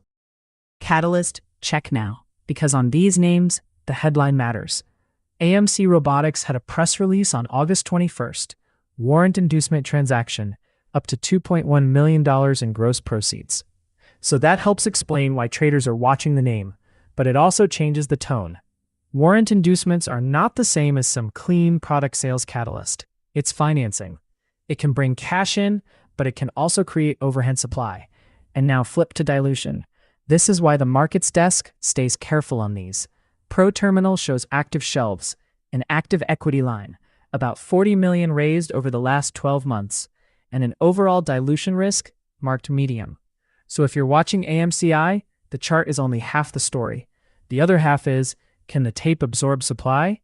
Or was that 640 candle just a liquidity event? Back to the tape. This is the scoreboard for AMCI. 4.86 below, 5.30 above, and that 6.40 wick is the ceiling from the failed blastoff. If it's living under 530, I'm treating bounces as suspect. If it reclaims 530 with real volume, then at least buyers are back in the fight. But right now, low volume, choppy candles, big intraday damage. That's trap territory. Low float small caps can halt, reverse, dilute, and just move violently for no clean reason. So we're reading levels here, not chasing the story. Coming up, we'll keep rotating the movers board because this tape is still throwing out wild names. All right, let's hit the movers board. Markets desk is going straight to what's actually moving. QQQ is still heavy, down about 1.3. SPY is only off a third, so if a small cap is green right now, it better have real volume behind it. Top of the board, DAIC is still absurd, up about 300%, but it has slipped hard from the earlier fight zone. SDOT, oof, still up 117% at 2862, and that one's got 25 times relative volume. XPON is up 94, 43 times relative volume, but we already saw that $7 level give way, so that's no longer clean momentum. BTCT is still the volume monster, 94% green, 84 million shares, 690 times relative volume. That's crazy tape. Then Lucy sneaking in, up 47% with 109 million shares. So yeah, this board is not quiet. Let's start with DAIC on the 1 minute, because this is where the scoreboard matters. Earlier, that 220 area broke, clean hit to the downside, and now we're down at 173. So the easy part of the move is gone. This is now damage control for longs, not a fresh clean breakout look. Watch 170. If that starts failing, the tape can get slippery fast because everybody who chased the 300% headline is suddenly underwater on the late entry. On the other side, $2 is the first real reclaim line for me. Not 240, not the hero level, just 2. Can it get back above a round number and hold bid? If not, DAIC stays in fade mode even though the board still shows a massive green number. Now, SDOT. This is the one I want on the screen because that 28 area is still the fight. Stock's at about 2862, up 117%. And it's doing that classic small cap thing where every wick around 27 to 28 matters. Remember, we already flagged that wick zone, 27 underneath, 28 above. So the update is pretty simple. As long as buyers keep accepting above 28, this is still showing real bid for a tape where QQQ is down more than 1%. If it starts losing 28 and then 27 gets tested, that's where the move can get a lot sloppier fast. Volume is not fake here either. 18.2 million shares, 25 times relative volume, but dilution risk is marked high. So I'm not treating this like some clean institution-style breakout. It's a momentum chart, and the level is the story. XPON next, and this one is messier. You've got a monster volume number, 43.7 million shares, 43 times relative volume, but price is now $6.67 after that $7 break failed. That's the part I care about. 7 was the shelf, it lost it, and now the question is whether buyers can actually reclaim it, or if this just keeps bleeding lower, while everyone who chased the breakout gets stuck. Still up 94% on the day, so I don't want to act like the move is dead, but the character changed when 7 turned from support into resistance. For me, 7 is the line on this chart now. Back above it, okay, buyers are trying to repair it. Below it, this is still a fade check on a huge relative volume runner. BTCT now. Yeah, this is the ridiculous relative volume print on the board. 84 million shares, 690 times normal volume, and it's sitting around 221, up almost 94%. So the headline is obvious. Crypto-linked name, Bitcoin mining angle, and the tape is giving it a massive extension, while QQQ is still heavy. But the level that matters for me is $2. If this thing keeps accepting above 2, it's still got that momentum bid feel. If 2 starts cracking, that's where these liquidity pockets can get nasty, because after a 690-time volume day, the exits can get crowded fast. High dilution risk showing here too, so I don't love pretending this is clean. It's a momentum chart, full stop. Lisi next, and this is the clean psychological pivot name. Stock's basically right on a buck, $1.05, up about 47%, and the volume is wild. 109 million shares already, 32 times relative volume. Smart eyewear, voice assistant, ChatGPT style product angle. That's the story people are going to attach to it. But the chart has to prove it around $1. Above a buck, buyers are defending the line, and you can see why momentum traders care. Under a buck, it gets way more churny, because now every push is fighting that round number gravity. So I'm watching whether one holds as support or if this turns into a VWAP fade with huge volume but no progress. Now let's flip the board to the ugly side. FLZH. And yeah, this is why the red names matter too. This is a quarter stock now, 24.9 cents, down about 74%. And the chart read is not, oh wow, it's cheap, it has to bounce. No, the read is, where does selling actually stop? If that 25-cent shelf keeps failing, the downside levels matter way more than any bounce headline. You've got 8.7 million shares traded, high dilution risk on the board, and this is a tape where every little pop can just be supply coming back in. So I'm watching 25 cents as the line right here. Above it, maybe it stabilizes for a minute. Below it, you're talking thin air toward the low 20s. Totally different personality than DAIC or SDOT. This is not momentum strength. This is crash tape damage control. Last pass here, RITR, and this one's wild because the price is sitting just over a dime, about 10.7 cents, but the volume is enormous. 270 million shares, 469 times normal volume. That's the whole story. It's not a clean higher-priced mover. It's a dime area liquidity storm. If 10 cents cracks, that changes the tone fast, because now you're flirting with sub-dime territory, and those names can get nasty in a hurry. Then quick compare. PMI is the cleaner-looking lower board gainer to me from a structure standpoint. 447, up 39%, almost 10 million shares, 5 times relative volume. CYPH is also green, up 38%, near 196, but the relative volume is only 0.61 versus its own baseline, so the follow-through isn't the same kind of everybody just found it tape. So board takeaway, DAIC and SDOT were the headline power names, BTCT and RITR are the insane volume prints, FLZH is the red side warning label, and PMI is probably the cleaner secondary watch versus CYPH. Alright, that's the movers board. We're going to keep those levels on the scoreboard and flip into the next live read. Thanks, Markets Desk. Alright, quick news brief from the macro desk, and the lead story is AI valuations coming under scrutiny.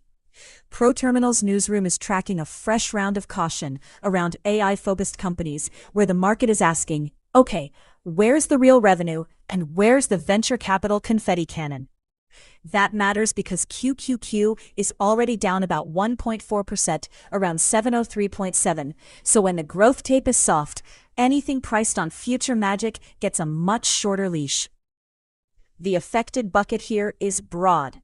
Speculative AI names, mega-cap AI beneficiaries, and even some of the small-cap movers that are borrowing the AI label for momentum.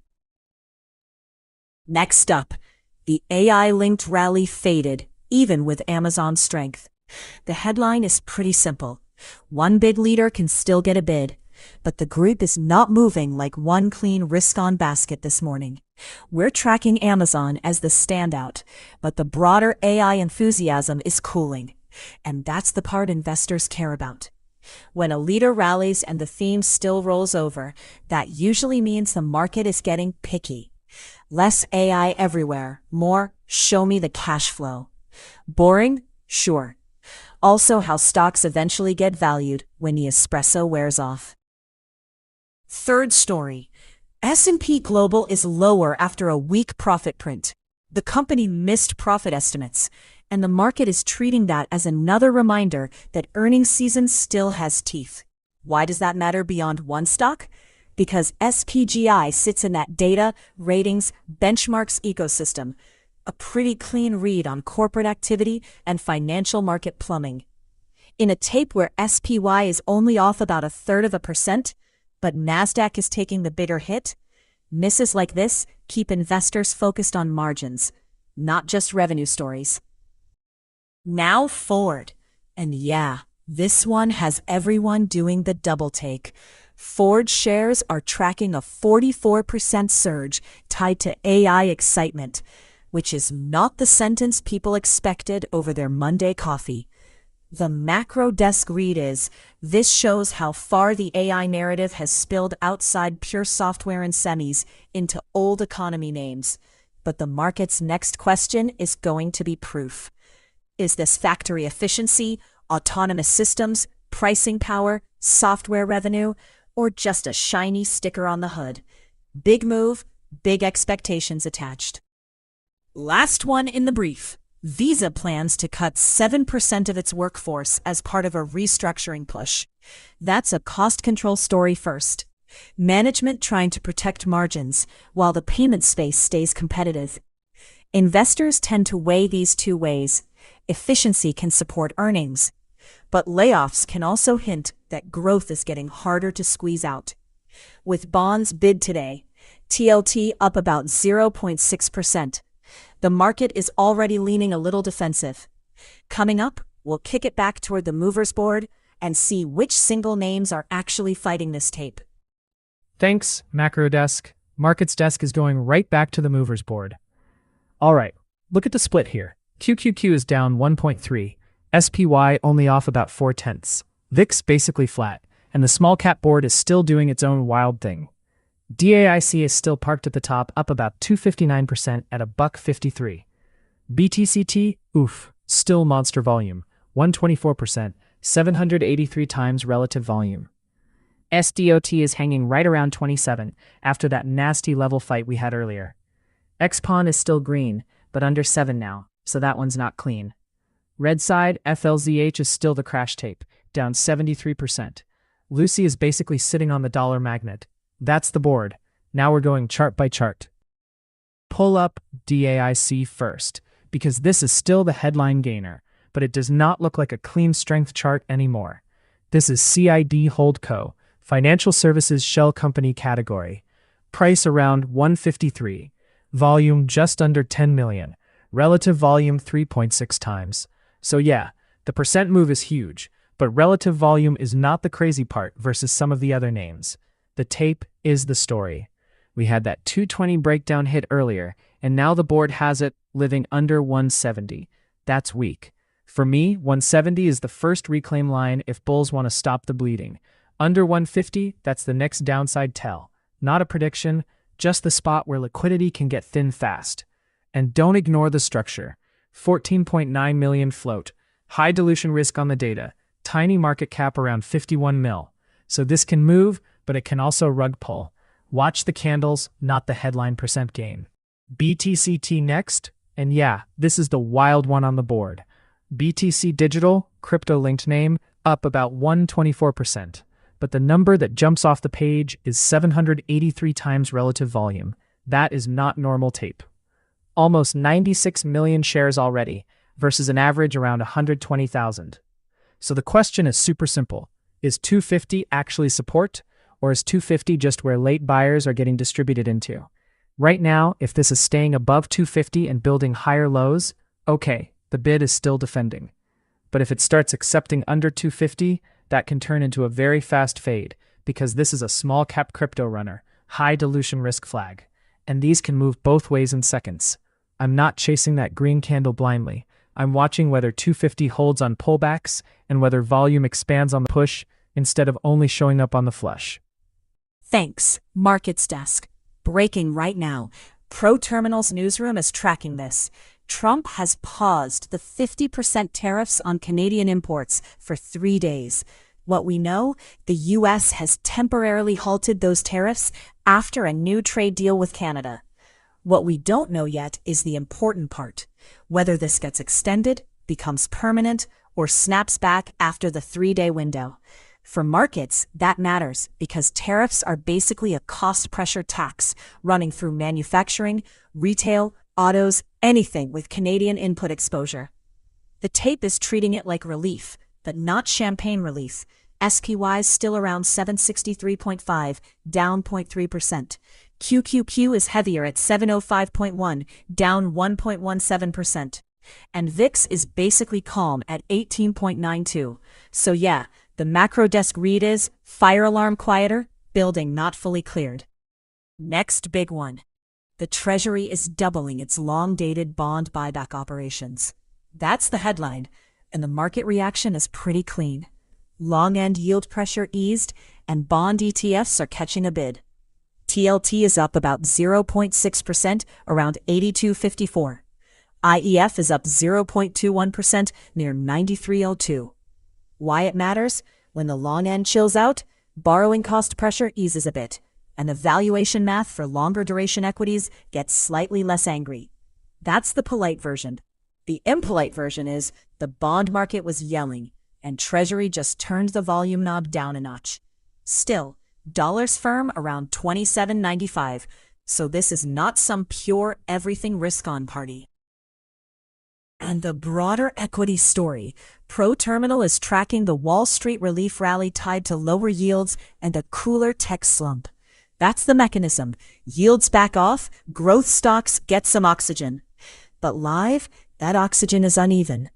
SPY is down 0.3%. IWM is down 0.33%.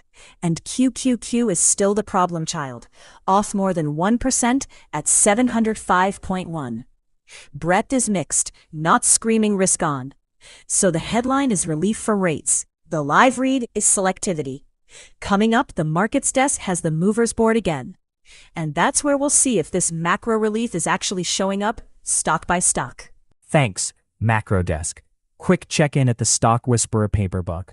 This is the show's simulated portfolio, not something to copy, and right now the book is mixed. BABA is still the short from earlier. Short 75 shares from 117.48. Current mark around 117.98. So we're down about $38, roughly 0.4%. Thesis hasn't really broken, but it also hasn't paid us yet. Discounted placement headline, weak QQQ tape, but price is still hanging inside the box.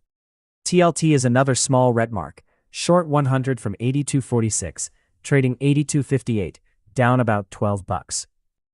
On the green side, XLRE is the cleanest position in the book. Long 200 from 44.95, trading 45.28, up about $66. Call it 0.7%. That one is doing what it was supposed to do. Defensive real estate catching a bid, while the Nasdaq is heavier. XOM is the opposite read. Long 60 from 165.90, now 164.45, down about $87. The macro desk just talked through the oil risk tape being whippy, and that's exactly what this feels like in the position. The catalyst is there, but the stock is not confirming cleanly yet. Cash sits just over 70,400 in the paper account, so we're not stretched. The important part for me is simple. Every name has a bracket, and if the stop gets hit, the trade is wrong. No debating it live, no moving the goalposts. Here are the working orders. Baba Short has the take profit buy down at 110.80, stop buy at 121.20. TLT Short is covered by a 79.85 profit order and an 83.65 stop. XOM Long has the upside sell at 172.40, stop at 162.60. XLRE Long has the sell limit at 47.20, stop at 43.90, so the risk is already defined. On the watch side, I'm still not chasing BTCT after that monster relative volume move. For the paper desk, BTCT only gets interesting above 272 if it bases and reclaims with volume. Below 235, that's a failed breakout warning. And NVDA below 208 stays the clean tech pressure trigger if QQQ keeps leaning lower. Coming up, we'll hand it back to the mover scan because that board is still throwing off some wild intraday signals. Thanks, Stock Whisperer. Alright, Markets Desk is back on the movers board. And look at this board versus the tape. QQQ's down a full percent. SPY's red, IWM's red, VIX basically flat near 19. But the small cap circus is still throwing fireworks. DAIC's still top slot, up about 240% at $1.45. BTCT, monster volume, 109 million shares, almost 900 times relative volume. SDOT still doubled. XPON still up 90 plus, but that one's been messy. So the game right now is simple. Don't marry the percent gain. Follow the reclaim levels, follow VWAP, follow where the volume actually defends. First chart is DAIC, because oof, that 150 downside tell we flagged is now very much in play. DAIC on the 1 minute now. This is CID Holdco, Shell Company Bucket, Financial Services label, high dilution risk on the platform. So right away, this is a trade the tape name, not some clean fundamental story. Price is around 1.45, still up roughly 240%, but the tone changed. Earlier 170 was the reclaim line, then 150 became the downside tell. Now we're under it. That's not strength. That's sellers controlling the lower high structure, unless buyers can snap it back above 150 and actually hold it. Volume is real, 11.8 million shares, about 4.4 times relative volume. But compare that to BTCT in the next slot, and you can see DAIC is not the craziest liquidity story on the board anymore. For me, watch 150 above as the first reclaim. Under 140, this gets uglier fast, because then the whole late morning bounce attempt starts looking like bag holder chop. Fast name, wide spreads possible. Don't chase the headline percent. BTCT next. And this is the one where the volume number is just cartoonish. 109 million shares, almost 894 times relative volume. Market soft, QQQ still red, and this thing's up 130%. So yeah, relative strength is real here. But don't confuse that with clean. Crypto-linked small cap, high dilution risk on the platform, and it can whip around like crazy. The line I care about on this one is 250. As long as buyers keep defending that area, it can keep trying to rotate back toward the high of day zone. If 250 starts failing and it can't reclaim quickly, that's where the chase can turn into bag handoff really fast. Now SDOT, totally different personality. It doubled, 20 million shares traded, 29 times relative volume. But the tape after that earlier 27 break is sloppier. This is where I don't want to just see a headline percentage and assume it's still clean momentum. It's sitting around 26.5. So 26 to 27 is the battleground. If it keeps building higher lows under 27, fine. That's base building. But if every push into 27 gets stuffed and the candles start leaning heavy back through 26, that's supply showing up, not consolidation. Big difference. Same small cap rules too. High dilution risk flagged, so the level matters more than the story. XPON now, and I don't want to redo the whole breakdown, but this is the update that matters. It's up about 94%, 45 million shares traded, 45 times relative volume, and the stock is sitting right in that little battlefield we were talking about. 650 underneath, $7 above. So if you're just reading the 1 minute tape, it's not complicated.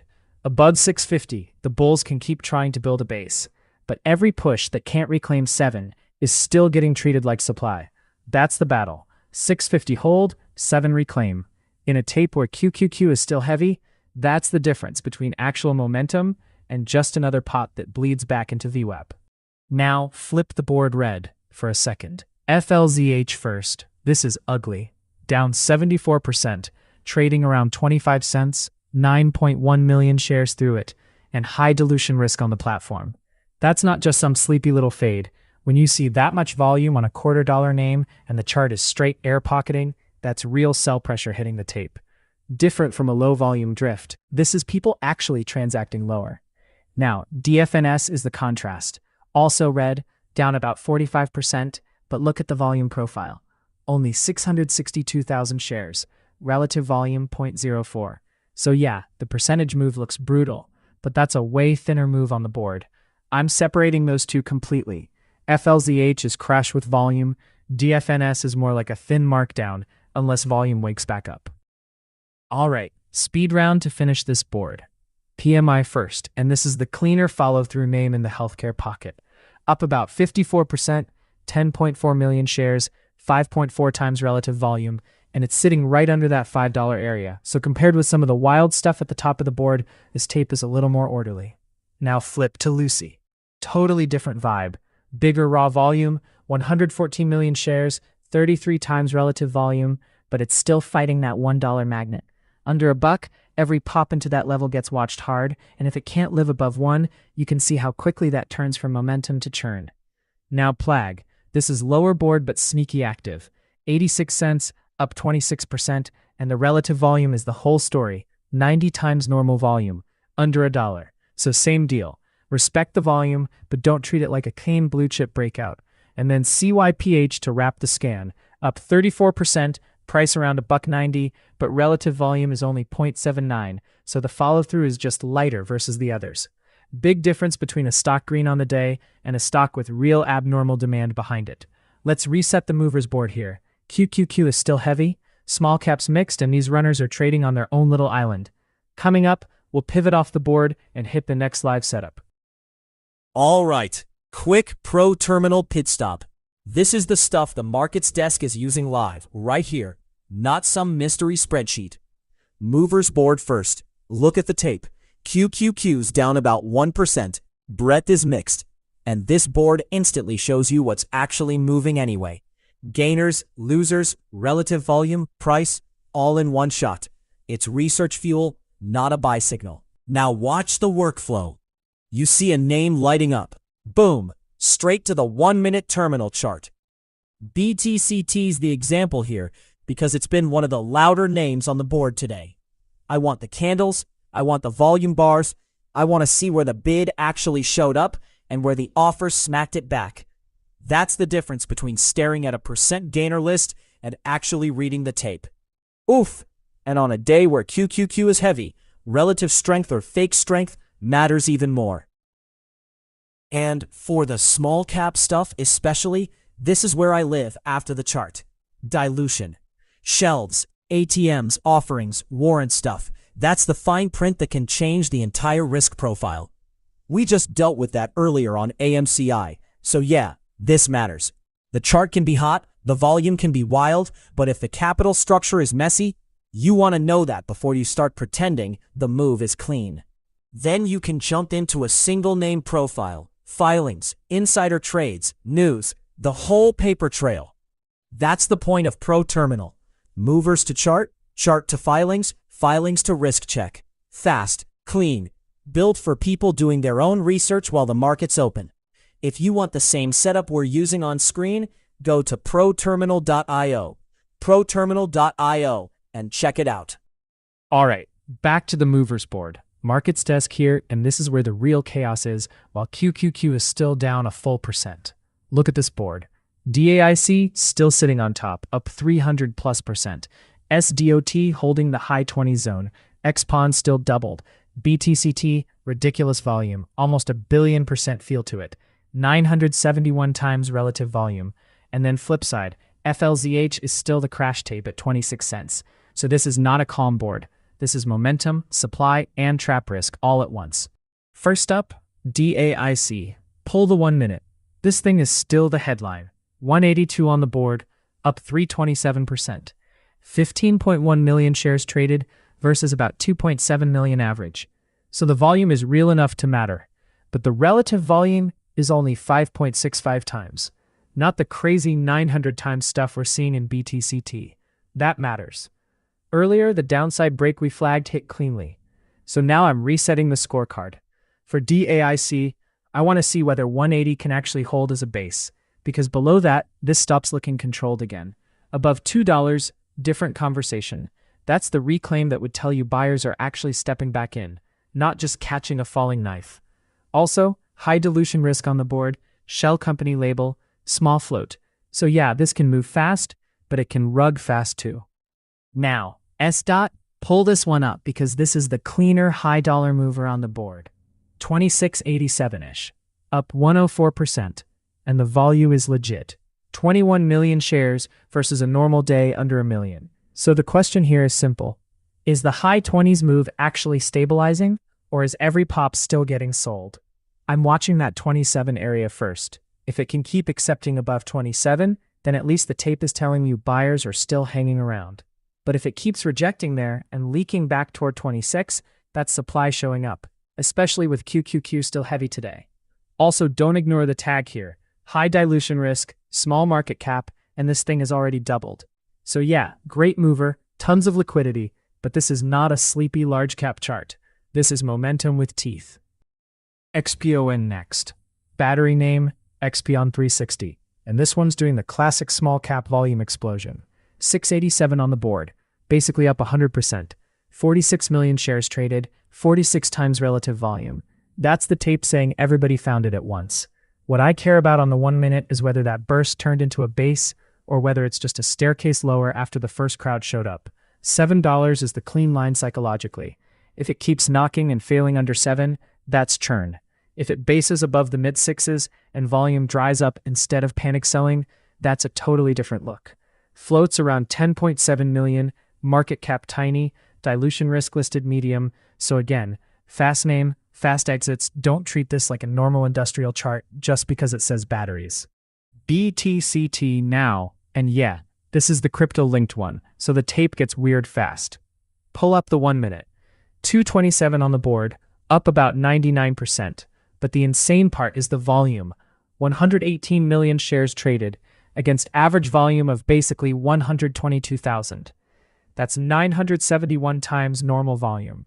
Floats under 9 million, so this has already churned the float over and over and over. That can be real momentum, but it can also become a blender once the bid disappears. For me, the simple line here is the $2 area. If it keeps respecting that, traders stay interested. If it loses that after this much volume, the late chase can get ugly quick. Now flip to FLZH, because this is the other side of the board, not the rocket ship, the crash chart. 25.9 cents, down 73%, and it's already done about 9.4 million shares.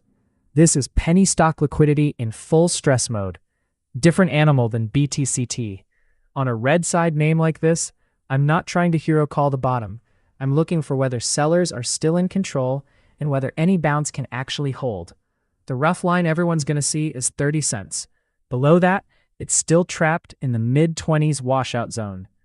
If it reclaims 30 with volume, okay, maybe the tone changes a little, but right now the headline is seller control, high dilution risk, and super jumpy liquidity. Now, PMI first. This is the cleaner healthcare momentum name on the board for me. Picard Medical, sitting right around 496, up about 55%, almost 12 million shares traded, and a little over 6 times relative volume. So it's not DAIC chaos. It's not BTCT insanity. It's more of a follow-through check. $5 is the obvious line here. If PMI can actually live above 5 and not instantly reject, that tells you buyers are still around. If it keeps smacking into 5 and fading, then yeah, that's just round number supply doing its thing. Now flip to Lucy, because this one is a totally different personality. Lucy is basically glued to that $1 fight. 101 on the board, up 48%, but look at the volume. 118 million shares, 34 times relative volume, and only about a 5.8 million float. That's why it churns. Around a buck, every penny matters. Above one, it has the story. Below one, it starts feeling like a trap check real quick. Last speed filter here. DFNS, Ritter, CYPH. Start with DFNS. This is the loser tape. 1130-ish, down 45%, and the relative volume is basically dead versus its normal profile. So I'm not reading this like a clean reversal candidate. Right now, it's a broken chart until it proves it can build higher lows. Now Ritter, totally different beast. 11 cents, up 36%, 289 million shares traded, 500 times relative volume. That is massive penny volume, but it's also high-risk penny tape. 10 cents is the danger line. If that breaks, you're basically back in sub-dime gravity, and these can get nasty fast. Now CYPH to close it out, 193, up 36%, but relative volume under 1, so this is the quality check. Big headline-looking move, but not the same kind of volume confirmation as Ritter or Lucy. $2 is the clean scoreboard level there. Alright, that's the movers reset. Keep DAIC, SDOT, PMI Lucy, and that Ritter 10-cent line on the side screen, and we'll flip into the next chart from here. Thanks, Markets Desk. Breaking headline right now. U.S. equity futures are lower ahead of Treasury Secretary Bessent's briefing and the upcoming NVIDIA earnings release. Here's what we know. The desk is seeing investors pull risk back before two events that can actually move the whole board. Fiscal policy detail on one side and the biggest AI earnings temperature check on the other. What we do not know yet, we don't have the substance of Bessent's briefing, and we don't have NVIDIA's numbers in this story. So this is not a verdict, it's pre-event positioning. The live cash tape matches that caution pretty cleanly. QQQ is around 706, down just over 1%. SPY around 763 and down about 0.3. VIX at 1889 isn't screaming fire drill, but tech is definitely wearing the backpack full of bricks this morning. Next headline, U.S. bond market anxiety is picking up ahead of Fed Chair Kevin Warsh's Jackson Hole speech. The key fact here is not some magic prediction about rates. We're not doing Fed path cosplay here at the macro desk. It's that fixed income volatility is rising before a major policy speech. Why it matters? When the bond market gets jumpy, equity valuations have to reprice around it, especially long-duration growth. TLT is around 82.60, up roughly 0.2%. IEF near 93.04, and the dollar is a touch firmer around 27.94. Gold is also bid. GLD around 428.56, up 1.2%. That's the classic market saying, I don't know what's coming, but I'd like a helmet, please. And one more big equity headline. Alibaba shares are tumbling after a $10.2 billion discounted AI-focused placement, plus the exit of investor Michael Burry. The market read is pretty straightforward. AI spending is still the growth story everybody wants, but discounted equity raises bring dilution into the room, and dilution is the dinner guest nobody invited. Why it matters beyond Baba, this hits Chinese tech sentiment, and it also feeds the broader question hanging over AI names. Not is AI important, but what does it cost to chase it, and who pays for it? Coming up, we kick it back to the movers board.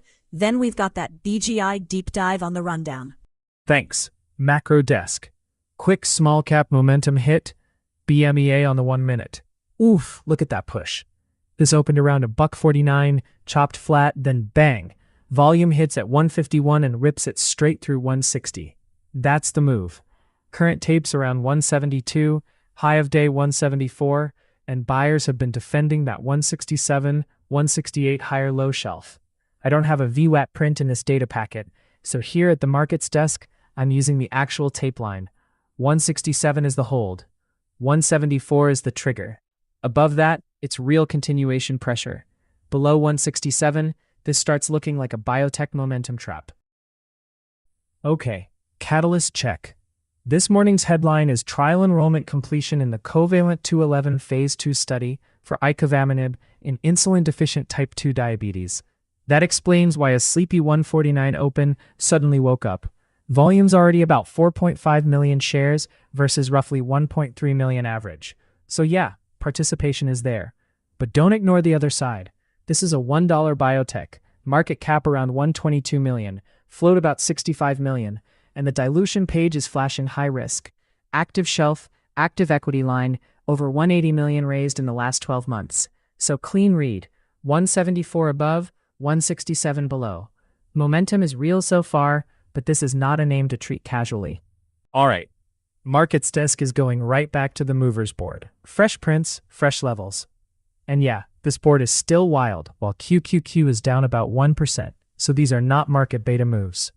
DIC is still the monster number, up 294%, but price has slipped to 1.68. That's under the earlier 1.80 danger line, so we've got a scorekeeping moment. S-Dot still huge, up 110% around 27.64. XPON right there, up 108% around 7.15. BTCT, ridiculous turnover, up 100% with 124 million shares. This is a board where the percentage move is loud, but the level has to confirm it. Let's pull DAIC first, because this one is losing altitude while still wearing the #1 badge. DAIC at 168, up 294%, 15.4 million shares, 5.7 times relative volume. Float is about 14.9 million, so it can move, but the dilution tag is high, and the company sits in that shell company bucket. So the markets desk treats every pop here like a risk management problem, not a victory lap. The earlier 180 line is gone for now, so eyes lower, watch 165. If sellers keep pressing it below 165, oof, the bounce attempt starts looking messy fast. Right now, under that prior 180 area, with QQQ heavy in the background, this is not clean momentum yet. It's active, it's tradable on the tape, but clean, not yet. S-Dot next. Pull up the 1 minute, because this is the cleaner momentum check after DAIC.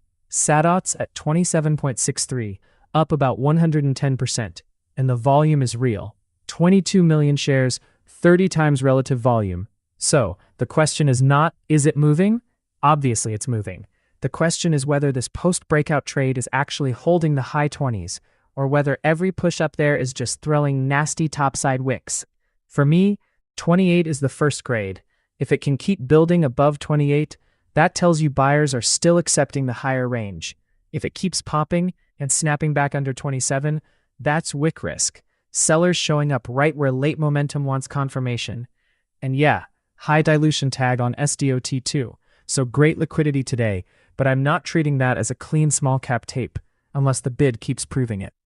Now, XPON. This one's all about the $7 area. XPON 360 is at 715, up 108%, with 48.2 million shares traded and 47.8 times relative volume. That is a monster liquidity event for a roughly $6.7 million market cap name. On the 1 minute, I'm grading 7 as the pivot. If candles compress sideways above 7 instead of instantly leaking, that's base building after the breakout. If it loses 7 and then 6.80 starts getting hit with volume, that's where the move starts looking more like exhaustion than continuation. And with that much turnover already, don't just stare at the percent gain. Watch whether new volume is still pushing price, or whether it's just churning in place. BTCT now, and this is the volume monster on the board. BTC Digital at 228 up basically 100%, but the wild number is the turnover, 124.7 million shares on an 8.97 million float, and over 1,000 times relative volume. That is not normal traffic, that's full-on churn. So on the 1 minute, I'm not chasing the headline percent. I'm watching whether volume is still showing up on the dips. The downside line for me is $2.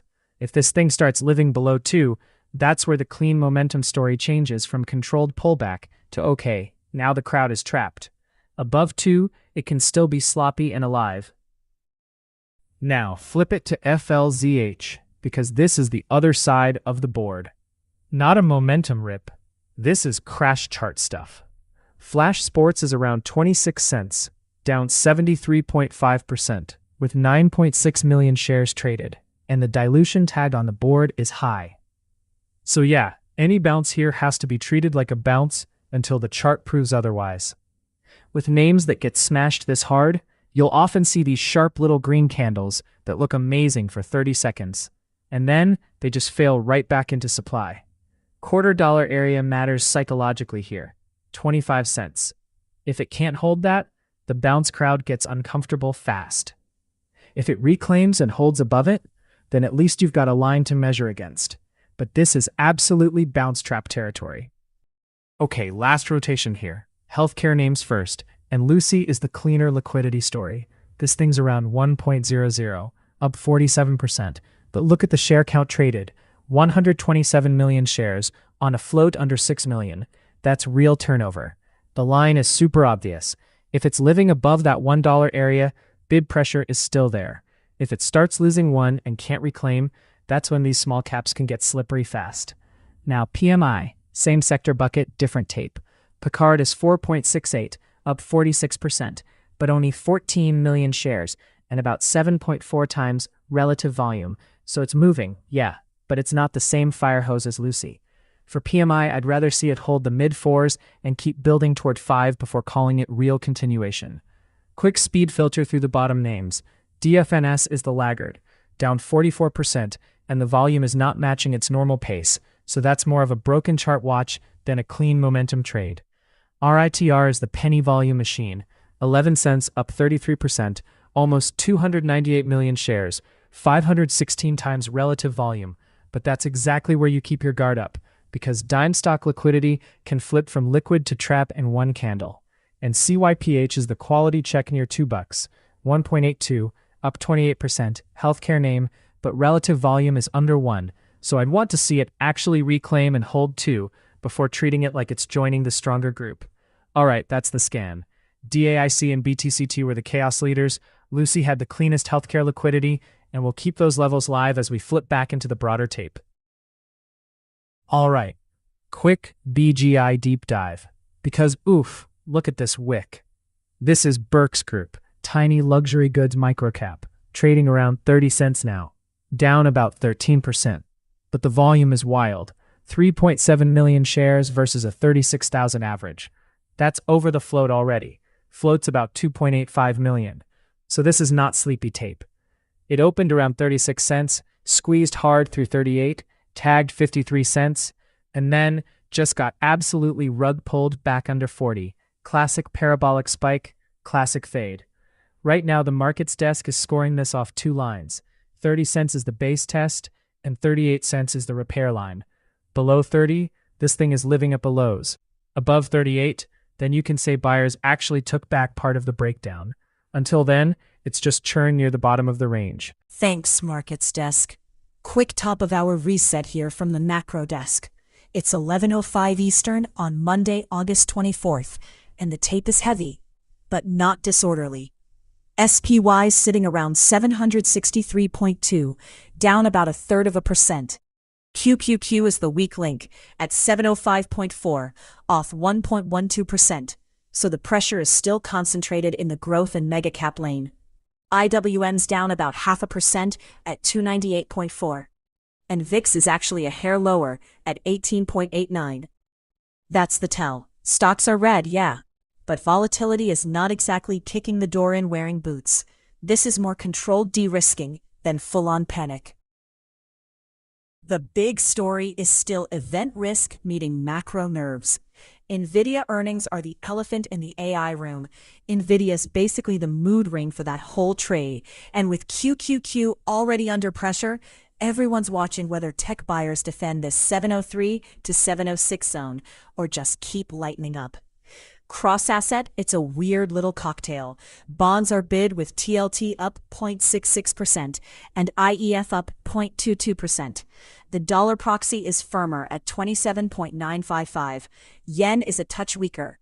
Gold is up nearly 1% at 427.50, and oil is down almost 2% around 132.04. So the message is some defensive demand, less oil panic premium, and tech valuation stress all at once. Very tidy, very normal. Markets, of course, prefer to serve breakfast as a 6-asset casserole. For the next hour, I'm watching QQQ 703 on the downside, 706.5 on the upside, USO around 132, and the 1230 Chicago Fed Activity Index slot. Estimate 0.1, our feed shows negative 0.08. Coming up, we'll kick it back toward the market mover scan and see which single names are ignoring this macro soup. All right, let's reset the movers board. QQQ is still heavy, down about 1-1. So if a small cap is green today, it better be doing it with real volume. Top of the board, DAIC still the monster, up 280%, but now 162 and sitting under that 165 fail line. XPON is still over 7, up 107 with almost 50 times relative volume. SDOT, oof, up 102 but 2670. That's under the high 20s acceptance zone we were watching. BTCT is the ridiculous liquidity name, up 100%, 128 million shares, 1050 times relative volume. And FLZH is the crash chart, down 73% just above the quarter. Scoreboard is nice.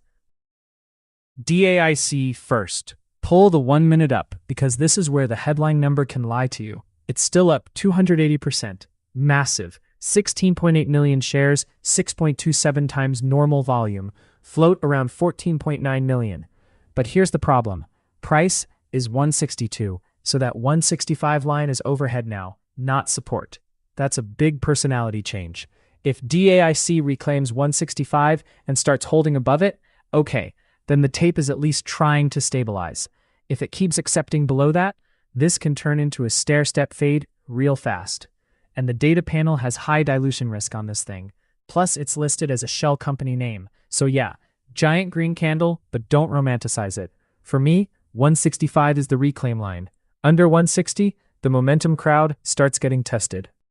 XPON next. And this is the one where I really care about that $7 line.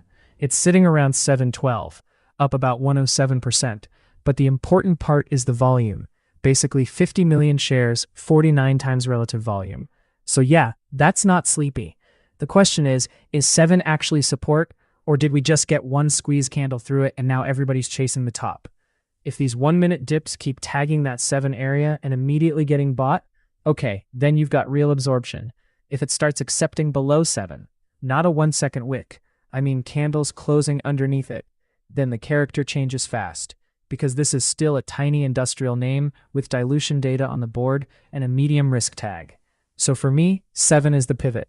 Above it, bulls still have control of the tape.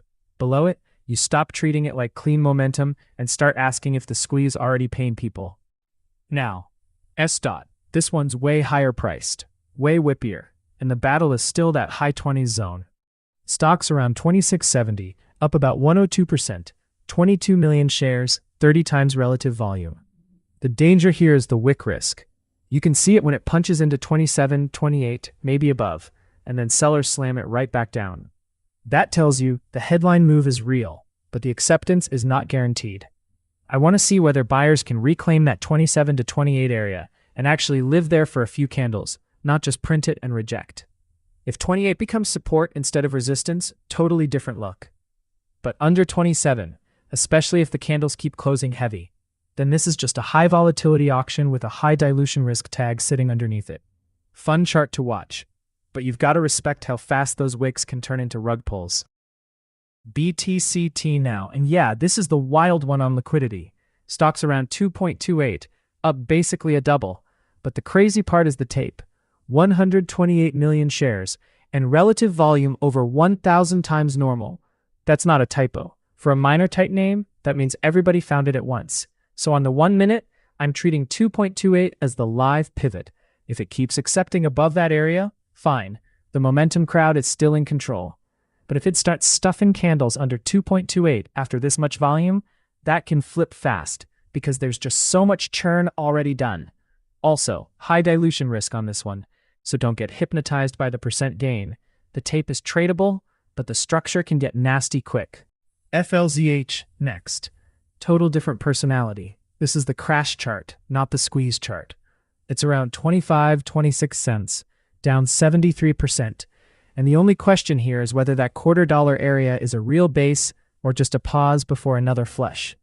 Volume's almost 10 million, so there is activity, but I'm not giving this the same respect as a clean gainer holding VWAP. This is bounce attempt versus trap territory. For me, that 25-cent line is the tell. Above it, you can at least see dip buyers trying to stabilize it. Below it, that bounce gets very suspect. And again, high dilution risk on the board, So with a name like this, you've got to assume overhead supply can matter. Lucy now, a nice little scoreboard moment here, because that $1 call out got hit. Stock's around 1.03, up 51%, and the volume is just nuts. About 129 million shares on a float listed under 6 million. So yeah, this thing has recycled a ton of stock today. The new tell for me is 1.03. It's basically sitting right on it, not a mile above it. So if Lucy can keep holding above 1.03 after that $1 reclaim, that's still active momentum. If it starts losing that area and $1 turns into resistance again, totally different story. Then it's just another small cap round trip attempt. Medium dilution risk on the board too, so don't marry these things. Last one, AMCI, loser check. This is the robotics name, but the tape is not giving you that same participation at all. It's around 4.86, down 25%, and only about 162,000 shares with relative volume at 0.04. That's the opposite of the Lucy BTCT type action. So if you're scanning downside names, this is thin downside tape. Not big panic volume, not a real bounce attempt yet, just weak and kind of quiet. Especially with QQQ still heavy, I need to see buyers actually show up on volume before calling this anything more than a dead cat pause. Alright, movers board is set. Let's flip back to the broader tape and see what's driving the next wave. Thanks, Markets Desk. Breaking now from ProTerminal. U.S. equity futures are under pressure ahead of the Treasury Secretary briefing and NVIDIA earnings. What we know, the equity bid has softened as Treasury yields stay jumpy, and investors are waiting for a policy announcement plus NVDA's print.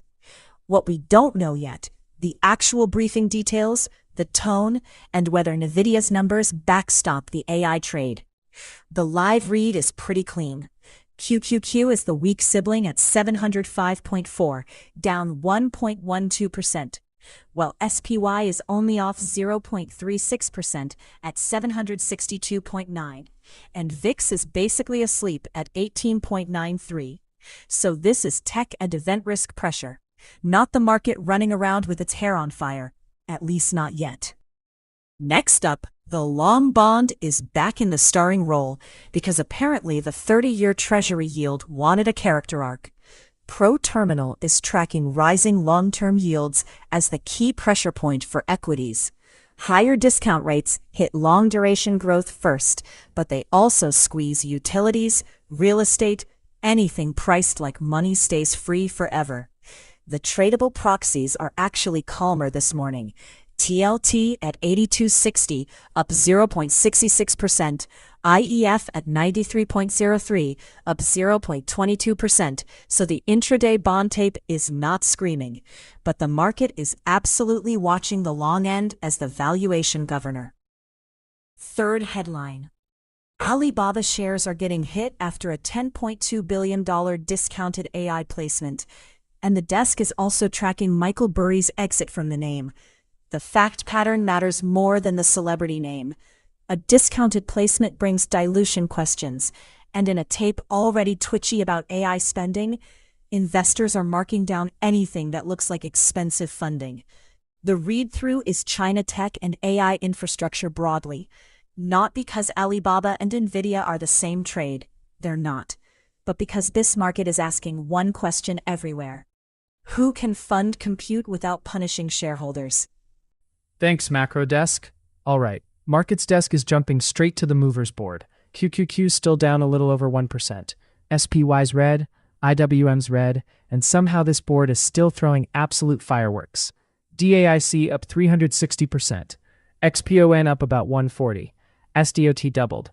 BTCT doubled with a ridiculous relative volume print, over 1,000 times normal. Oof, that's not a normal Monday tape. Also, keep the loser row in mind. FLZH down 73%. So the board is not just squeeze city. We've got real trap risk out here too. Let's start with DAIC, because this is still the headline name on the board. Price is sitting around $1.97, up 361%, 21.5 million shares already, and about 8 times relative volume. Here's the thing. For a shell company type name with high dilution risk, I don't care how pretty the green number is, the tape has to keep proving itself. $2 is the clean magnet right now. If DAIC can actually accept above 2, that tells you momentum buyers are still leaning on it. If it keeps rejecting there and sliding back under the prior support zone, then this turns from squeeze to unwind fast. So for the market's desk scoreboard, DAIC above $2 is the next quality check, not a victory lap. Now, XPON, this one deserves the scorecard moment, because that $7 level we flagged earlier did get tagged and then some. We're up here around 823 now, up about 140% on the day, 52 times relative volume, so yeah, this is not quiet tape, but this is where it gets tricky.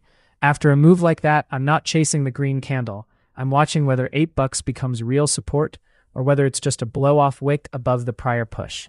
If buyers keep defending 8 on the 1 minute, fine. That tells you momentum is still being respected. If it starts accepting back under 8, that's where these low-float industrial runners can turn into a nasty air pocket fast. Huge volume, tiny market cap, medium dilution flag. Fun chart to watch, but this is absolutely a levels-only name right now. Next, and this one's cleaner in a different way, because it already showed you where sellers cared. It pushed into that 27 area, failed it, and now the whole read is basically, do buyers reclaim 27, or does this double plus move start fading back into the body of the day? Stock's still around 2680, up 100%, 31 times relative volume, so the headline move is still huge. But relative to XPON, this is a higher price squeeze, and when they lose those whole dollar breakout areas, the candles can get wide. I'd want to see it stop rejecting near 27 before calling the tape healthy again. If it keeps printing lower highs under that zone, that's the first sign the move is shifting from continuation to distribution. BTCT now, and this is the wild stat on the board. Not the biggest percent move, but the relative volume is ridiculous. Over 1,080 times normal volume. 132 million shares through a name that usually does about 122,000. That's not a typo. Price is sitting right around 230, up about 100%. And this is the Bitcoin mining angle. BTC Digital, mining hardware, mining operations, all that crypto-adjacent flow. The key for me on this one is whether 230 stays sticky. If it keeps accepting above that area, the tape is still liquid and active. If it starts losing 230 and the candles get heavy, that's where these can turn into a volume air pocket really fast. Now, flip to the loser side for FLZH, because this is the other kind of speed you have to respect. This thing's around 26 cents, down 73%, almost 10 million shares traded, and yeah, it can bounce, but that's a crash chart bounce, not clean momentum. The difference matters. When something's cut by 3/4 in one session, you're watching whether buyers can actually build higher lows or whether every pop just gets sold into. So on FLZH, I'm not treating green candles the same way I treat them on BTCT or Lucy. Around 26 cents is the battleground. Above it, maybe you get a reflex bounce. Under it, this can just go right back into dead cat fade mode. Healthcare rotation check now. Lucy first. This is one of the better liquidity names left on the gainer side. Around $1.02, up about 49%. And the big thing is the share count moving through it. 130 million shares traded against a float listed under 6 million. So yeah, that's real participation, but it's also a ton of churn. The clean line here is psychological, that $1 area. Above it, the momentum crowd at least has something simple to lean on. Under it, this can turn into chop really fast. Now PMI is also green in healthcare, but it's a different animal. 450-ish, up 40%. About 15 million shares traded, relative volume just under 8 times. Good move, but not the same squeeze-style liquidity as Lucy.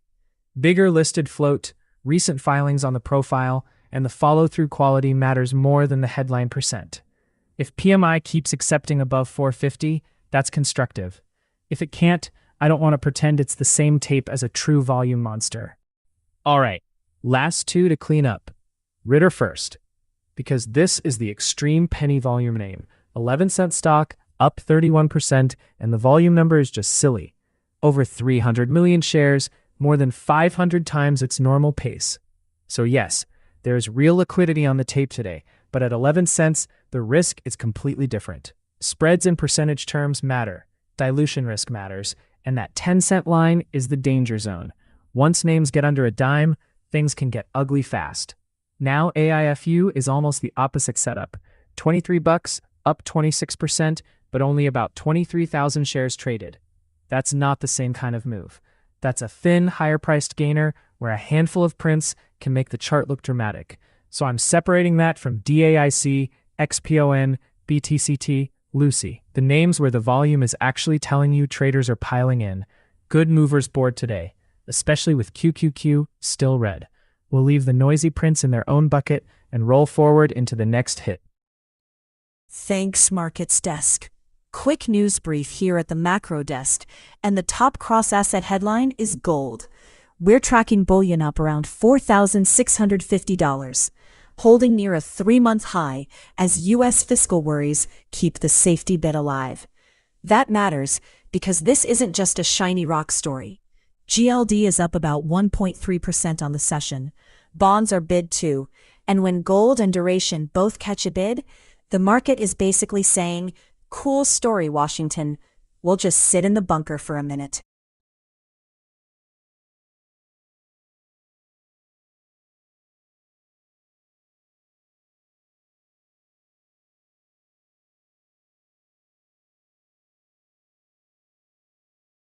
All right, that's it from the markets desk for this run. Scoreboard check. Lucy threw a buck hit.